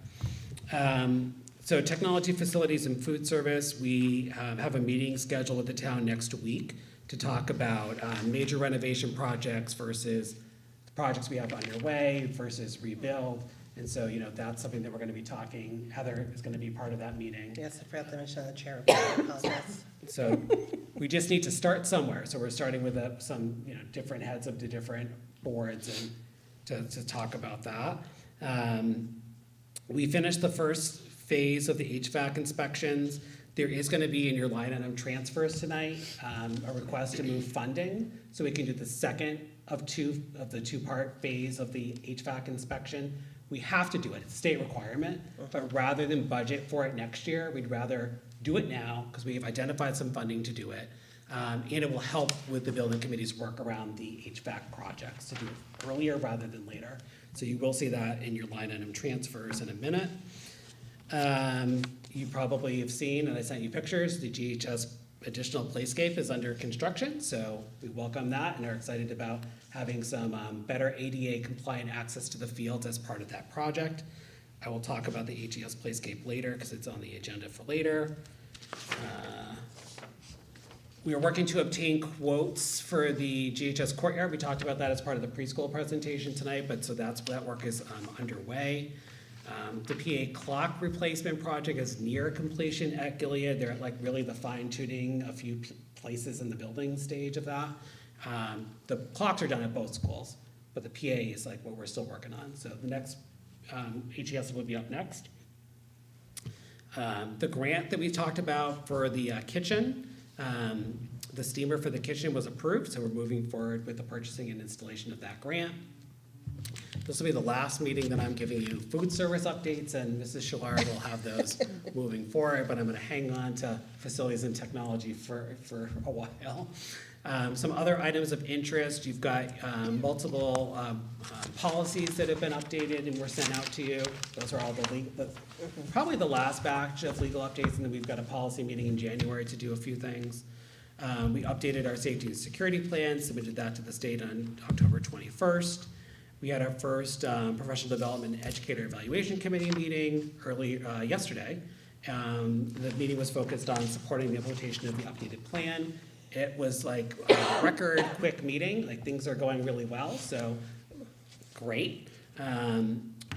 We talked about the calendar already. All right, so now two things that I want your attention on is that this is the meeting per your policy to talk about class sections for next year and really doing a 3-year outlook. So if you look in your packet, you're gonna see the updated enrollment projections, where you're gonna see that we're continuing to be projected to increase by over 100 kids over the next 10 years.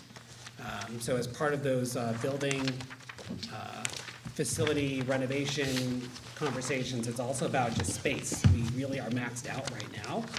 And we used to have portables when we had more students, and so that's where your policy, doing a 3-year outlook, I think, is needing to be thinking about, do we need to be budgeting and talking to the town about portable classrooms at some point?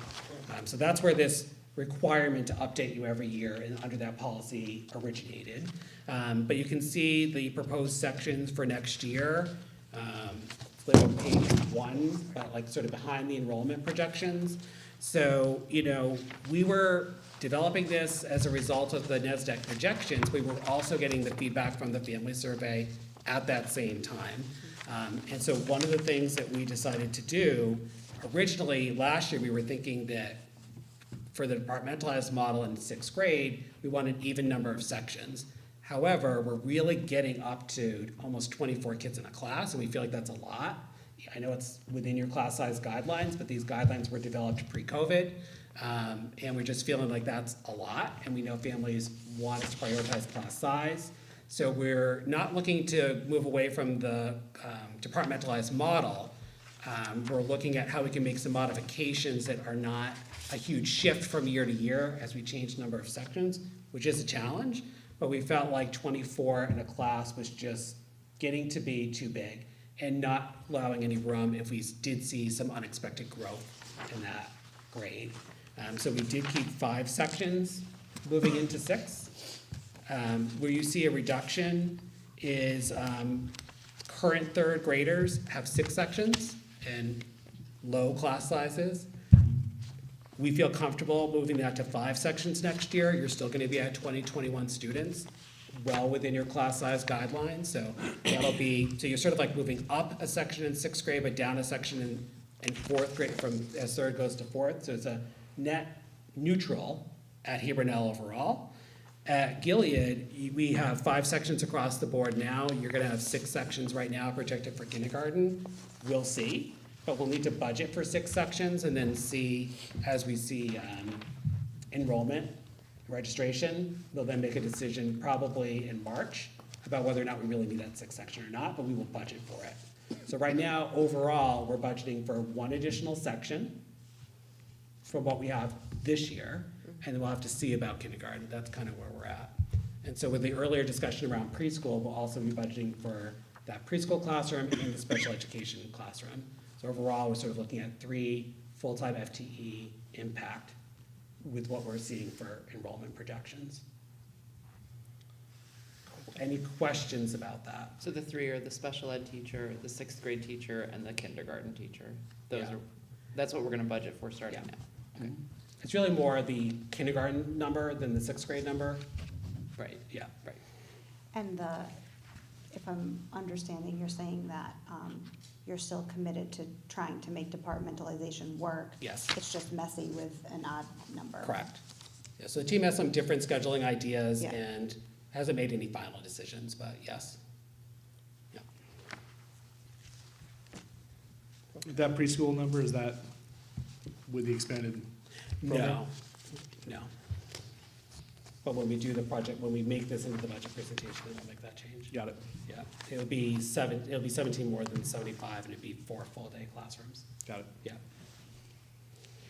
Thank you for continuing to prioritize that sixth grade programming. I know that was a big importance for families. Right now, it feels like it's going really well. So, That's the feedback I'm getting too.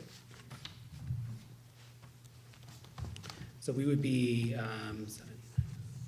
we'd be at 92 for preschool with the additional 17. So, anyway, you have that enrollment report. It'll end up being part of the budget book. Sort of see like the budget's sort of coming together already, right? There's different pieces that are happening. And then the last thing in my report, and I need action on this item, is there is a field trip that is out of state. And our current policy requires Board of Ed action on that. It is something the admin team is gonna bring to the policy committee, but policy right now is Board of Ed takes action on an out-of-state field trip. But there are some updates that Shipman has for that policy, which is I wanna bring it to the policy committee in January to talk about. I just have a question, because the form is in here, but the location, so it says Six Flags, Yep. right, and Agawam, and then it says and local high school or middle school likely in state. I don't know what that means. So it means, because it hasn't been finalized yet, so this is a music festival, and then they go to the amusement park afterwards. And so the location of the school part of it okay. has not been established yet, but we know they're gonna be going out of state for the Six Flags component of it. And this is an annual trip? It is, yes. In the past, we've gone to a different amusement park, Lake Compounce, I think. Yeah. So. Is we this didn't- instead of? Yes. Okay. Okay. What's the reason? What's that? Why? I think it was preference. Okay. I didn't know if they expected the conference to be like that side of the state. No, I think that you can do either, and the preference was this one.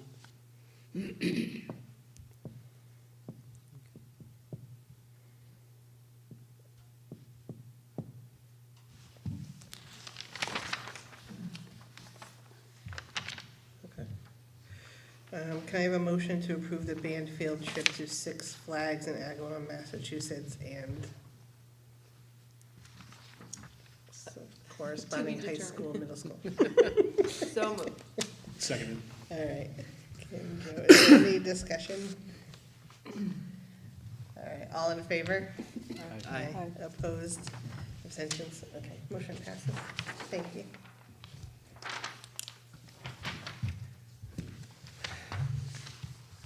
And that's the end of my report. Thank you. The business manager's report. I know the car So glad. tire is on the So mind. I've got 5 minutes until AAA arrives. Okay. So I'm gonna go Speak really fast. quick. All right. Kim, thank you so much. If you have to Because that leave. would have been terrible to I'm so find glad out it worked as I out. was And you trying to have go home. AAA, because if you don't, AAA's coming, you said? They're coming, they're gonna Okay. be All here right, soon. if you need to stop and go, that's fine. Yeah. Thank you. I have a short report this time around. And I've been doing it the last couple of months, so if I have to step in. Okay, great, yeah. I mean, and that's why I have a short report, right? Because I was able to go home and stay with my new little baby, and like every member of this admin team, like, took a little piece of something that I did to like make sure that I could like do that and not have to worry about here. So thank you, thank you, thank you, thank you. Everybody did stuff, so thank you, I appreciate it. So I have a short report, and all of your financials are included, and there is nothing super exciting that's in here. I would say if I can just highlight in the food services report, I mentioned it in the first bullet, but if you were to look at your food service report, you kind of see that your expected expenditures are about $37,000 more than your expected revenue for this year. It's just a projection based on what we did last year as far as expenditures and revenue. We did have that 3-month balance in the food service program, so the 37 is going to come out of that balance of funds in our account. So that's not anything that we need to worry about related to the general fund this year. It's just something to keep an eye on because it's not going to be able to be something that will last forever. So, so that's there this year, but no need to worry because we have funds to support it. in the preschool report, I had mentioned earlier that we were able to reduce some of the general fund obligation because of some changes in staffing. So we used to have, we were able to reduce that by about $38,000 overall between insurance and salaries and everything. So outside of special ed, the general fund obligation is only a little over $3,000 right now. So that's what that report is showing you, and funds are coming in as expected.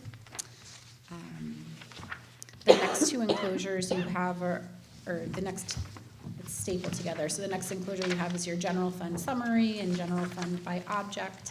That continues to have that adjustment column that we added in last year, so you can see where we've made any budget line item transfers throughout the year. And then the final piece that I have for you is line item transfer requests for this month. The first section of transfers is all of like where I was able to find some extra money that we don't need in those lines to help fill what's later on in the budget. So the first line is just, that's just moving money around between technology and facilities with our new structure of those departments.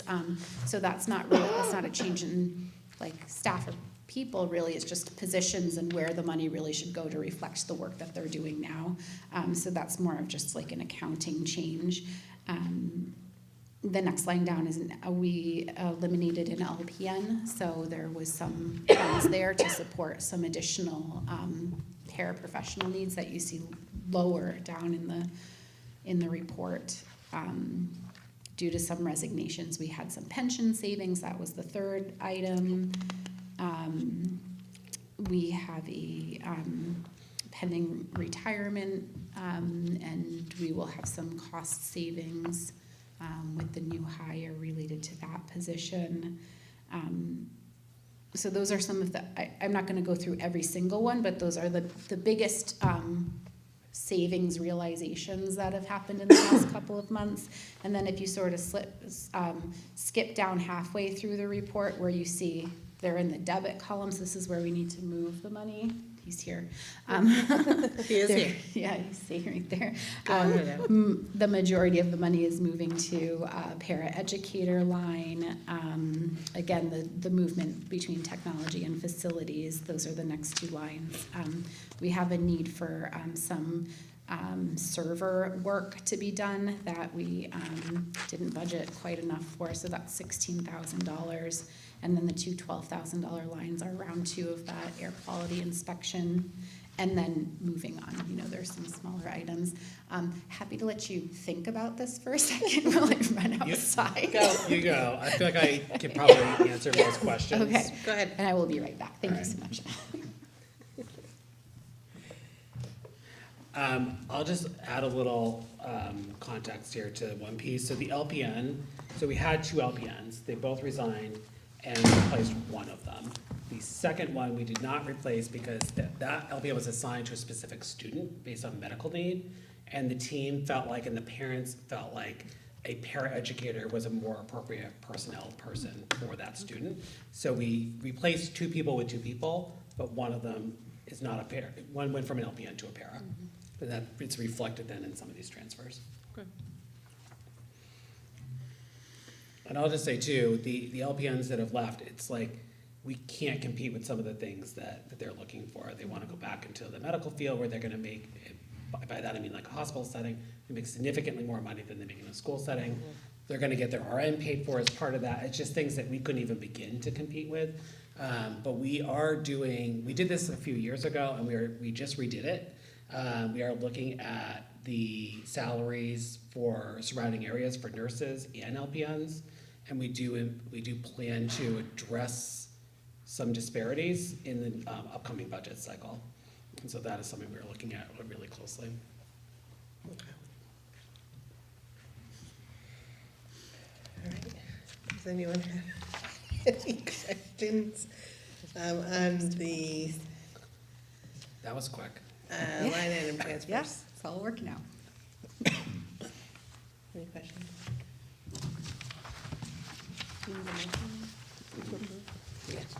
Motion to approve the line item transfers as presented.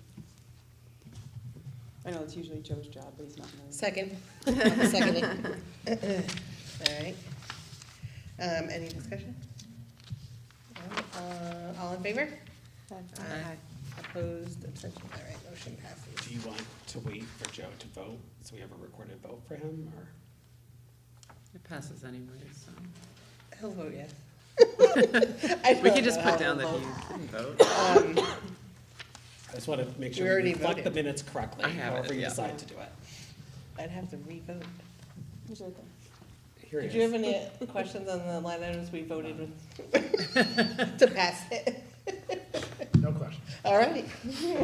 So Joe, do you also vote to pass it? I do vote. Okay, all right, thank you. Unanimous. All right, committee updates. So policy committee, we need to look at that bylaw.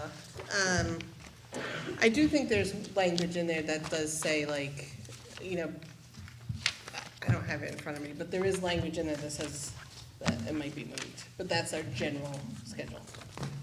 But, It's a good one to look at because it was updated when you changed from 7 to 6, but it still has the 10 o'clock rule in it, so. Oh, yeah, I don't like that either. So we're gonna look at the bylaw, we're gonna look at the kindergarten entrance age policy. Yes. 'Cause we've not created that yet, and we wanted to look at the field trip policy. Yep. So they'll be in January if anyone wants Yeah. to attend. I am in favor of the 10 o'clock rule. To keep it? Oh, yeah. It's- We didn't know if you well, now wanted to it should move be it to nine. 9. What's that? Move it to It should be 9. nine. Oh, 9, yeah. Right? I thought you were just talking about getting rid of it. Oh, No, No, 9 o'clock. right, because it was 10 because we were 7. That's right. Good point. There were times, I don't know if Yes. everyone was here when, but we used to have the vote to extend our several meeting after times, 10. several I know. times. Resource Management Committee, I know you want to schedule, I don't know if you want to do that now, or, Yeah, we should. Mhm. okay. Or when you're When's our next available. meeting? December 19th. Before our meeting? Didn't we? So Yeah. I would recommend we do it late November, early December, because we are very much finalizing the budget mid-December at the latest. So if we're meeting and it's gonna be talking about numbers that may impact the budget book, late November is the ideal time to have that meeting. So either the week of the 25th or the December 2nd is what I'd recommend. Well, it's Thanksgiving. Yeah, it's not good. The week, I'm suggesting the week after Thanksgiving. Oh, so the first week of December. Yeah.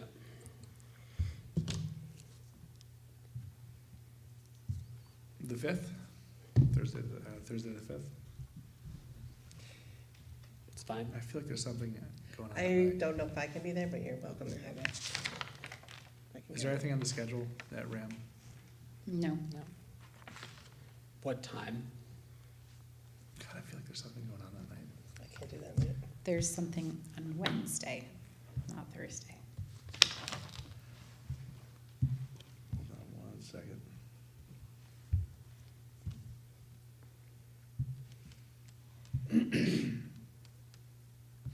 So December 5th at, You can just give me an update. I can't do 6? that week. Let's say 6. you want to do it at 6? Yeah.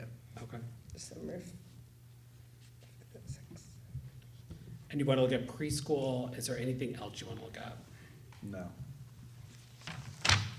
Oh, you know what we didn't talk about? CIP. So after line item transfers, we wanted to look at CIP. And get any feedback from the board around any changes to it. And the HVAC numbers, Well, we can do that because we're talking about resource management. well, we have to give it to the town tomorrow. The HVAC numbers, we're gonna get updated numbers tomorrow, so those numbers will change. But if we wanted to reprioritize anything, if you guys could give us feedback about that tonight, because we have to submit to the town tomorrow. We could always resubmit it to the town. We're gonna get updated HVAC numbers, and we'll send this out to you once we get them. The other piece that is different from last year, you've got new numbers for the roof. So you can see they're much more than, they were 500,000 to 100,000. You can see they're significantly more than that. And we've added the playscape replacement. And we've also added item number 5, the pipe replacement for Gilead Hill. So that was in the facility study to replace all of the pipes. Not because there's an issue with lead in the water or anything like that, but because they are very, very old pipes. And just like you would eventually redo the pipes in your house and redo the electricity in your house, there's a recommendation to sooner rather than later replace the aging pipes. And we have had multiple plumbing issues in this building. This figure is this is the figure that is in the facility study, but it would get updated once there's a building committee established for that. We would be recommending or asking to add additional bathrooms, renovate the bathrooms as part of that work. So this is really just a placeholder number, but we have to have backup for any number we give them. So the backup number is from the facility study.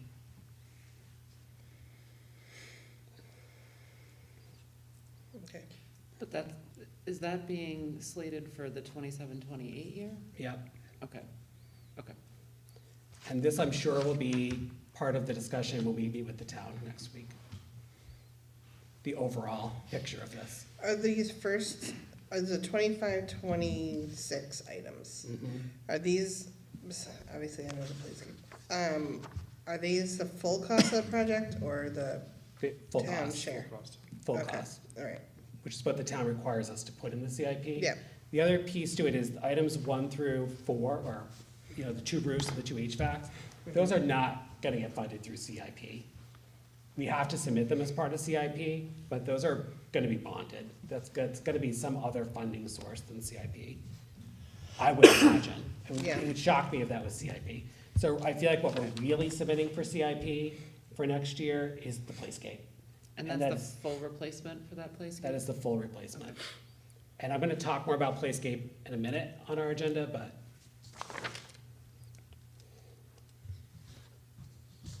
it's other old business. oh yeah, okay.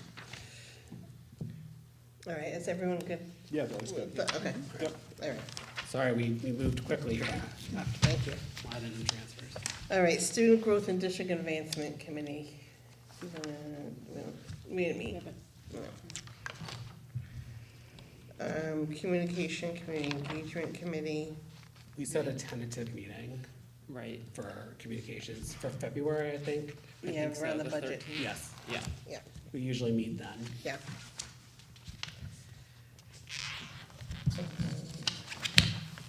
Negotiations, our meeting is on December 12th.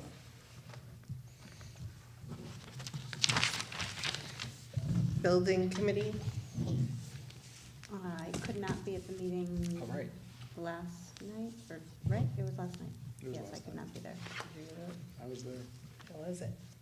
Super. All right, I think we're probably already discussed, right? Yeah, there's nothing. Yeah, there's nothing new, No. okay. PTA liaison. Your meeting, Oh, sorry.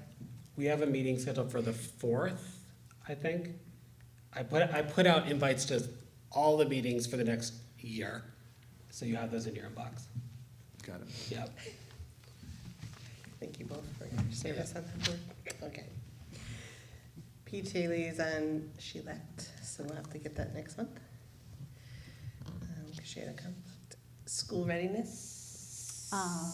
We met today, and just like last time, it was dismissal at my school, so I was on the Zoom, but really distracted. I did hear a lot of resounding compliments about our preschool program, but I'm hoping that Dr. Briere can give you more information.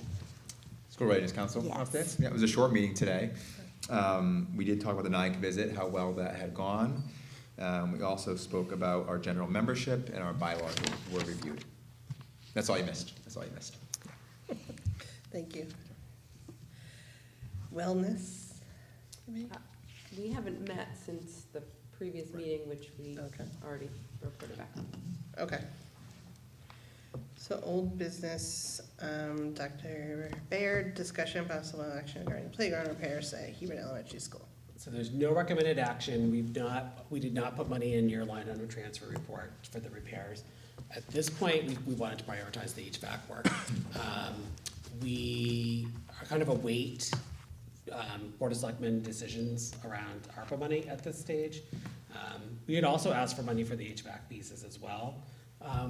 And so if they decide to fund that, then we'll let them pay the bill, and then we'll have funds to reallocate it to a different area.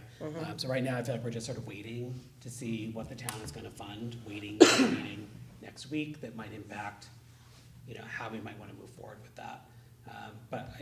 And we're submitting for CIP for the replacement. We did talk to the school nurse at HES, it seems like by roping other, parts of it off, we're not seeing additional injuries and those kinds of things. So we're not feeling like it's an emergency. So, Do we know if there's any grant money to replace a playground? to replace the playground, Yeah. not for communities with our financial ability, not that I'm aware of. Okay. But, well, I'll say this, there's ARPA money that the town has Right. that they could put towards this. Yes. That's grant money. Are we past the timing on that? No, so this next meeting in December, I think there's still some funding on the table, so I think it might behoove us to go, or. I was told there was $50,000 worth of funding that's not been allocated. Yeah. But there are other projects that may be either over budget, under budget, or can't get completed in the Right, that timeline. was it. So there could be more money available. But they need to have quotes. Yep, you so we've send in submitted, quotes. I think, $280,000 worth of projects. And the town knows that we are needing to fund them no matter what we do. And they know the full replacement of the playscape is going to be in CIP. So I think that they have motivation Okay. to fund part of our projects as they're looking at the bigger picture. So sure, we can definitely go if you think that would be helpful, but I think there is motivation for them to fund some of these projects. But there'll be motivation for other things as well. But either way, I think the town is gonna be looking at the playscape, because when the full comprehensive repair is $85,000. I don't think you spend $85,000 on a repair. The $25,000 or so that we have as like a sort of like get us through it repair is not like a long-term solution. So, Right. but it just, because kids are not getting hurt right now, it's not an emergency, there's a lot of discussion about the facility overall. It just doesn't seem like the right time to make any final decisions about anything with the playscape right now. Right, we'll see what happens. Yep. Okay. New business, so last meeting, Kim, I think you asked for the wind instructional block to be put on as a new business, so that's on here, if you have any. Scheduled for I know, District Advancement Yeah, Committee. Mr. Lucker's working on a presentation for next month. Oh, okay. Oh, okay. All right. Is that good? Talk about it in December. All right, sorry. I see that dash there, but I just started. Is there any other new business anyone would like to see on the December agenda? So the wind block. All right. Board member comments? I have a question more than a comment. Our RNs and their whatever collaborative supervisory agreement with the physician, do they have, at the beginning of the year, during the year, do they have any time that they sit down with that physician and really review all of the medically fragile kids that are in the schools to make sure that the RNs are 100% up to speed on how to treat those kids, what to expect from those kids? With our supervising physician? Yeah. I'm not aware of that. I know that our team reviews those files, and we have internal conversations about the students. But the district physician, I think, is more of like an on-call person, like when we need them, but they also issue our standing orders. Right. And they do reach out periodically as needed. Not in person, we haven't met in a number of years. They're available to us if we ever wanted to be in person, but I know the nurses do reach out periodically through emails if they do have questions that come up. Okay, but there isn't like a set time at any point in the year where they actually The nurses meet discuss regularly. the kids? But not the physician, yeah. Okay, thank you. And that person is retiring. You know, we had somebody and they retired a couple years ago, and this person is retiring. This is a challenge for districts because the medical malpractice insurance that the doctors have to carry to be a district physician is not insignificant, and it's really creating a situation where people are just like not really willing to do it. So that'll be something that we're gonna have to, we did it as a collective, so the four of us, we didn't really bid on it, it doesn't reach the threshold of bidding, but we sort of bidded, like, all right, if you get all four of us, can you give us a better deal kind of thing? So I think we'll do that again, but last time we had a savings, which was really kind of surprising. We're gonna budget for a higher amount, and we'll have to kind of see. It is a challenge. When's that gonna be, the retirement? End of the school year.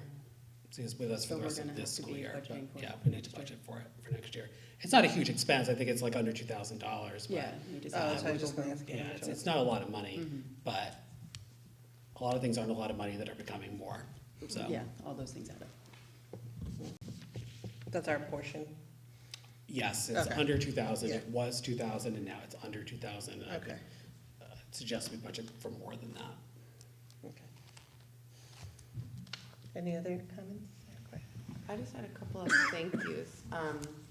The Veterans Day celebration, I couldn't attend this year, but I was, like you said, there in previous years. My dad and my mom went, and they do such a beautiful job to make it personalized and honor the vets. So thank you for that. And also conferences. I know teachers and staff and administrators have a marathon day for conferences, so I thought that went really well and appreciated that, as well as the bus evacuation procedures, going over those with the kids. That happened really quickly, so thanks for tackling that. Thank you. Anyone else? All right, I have a motion to adjourn at 8:33 PM. So moved. Second. All right, Nikki, seconds. All in favor?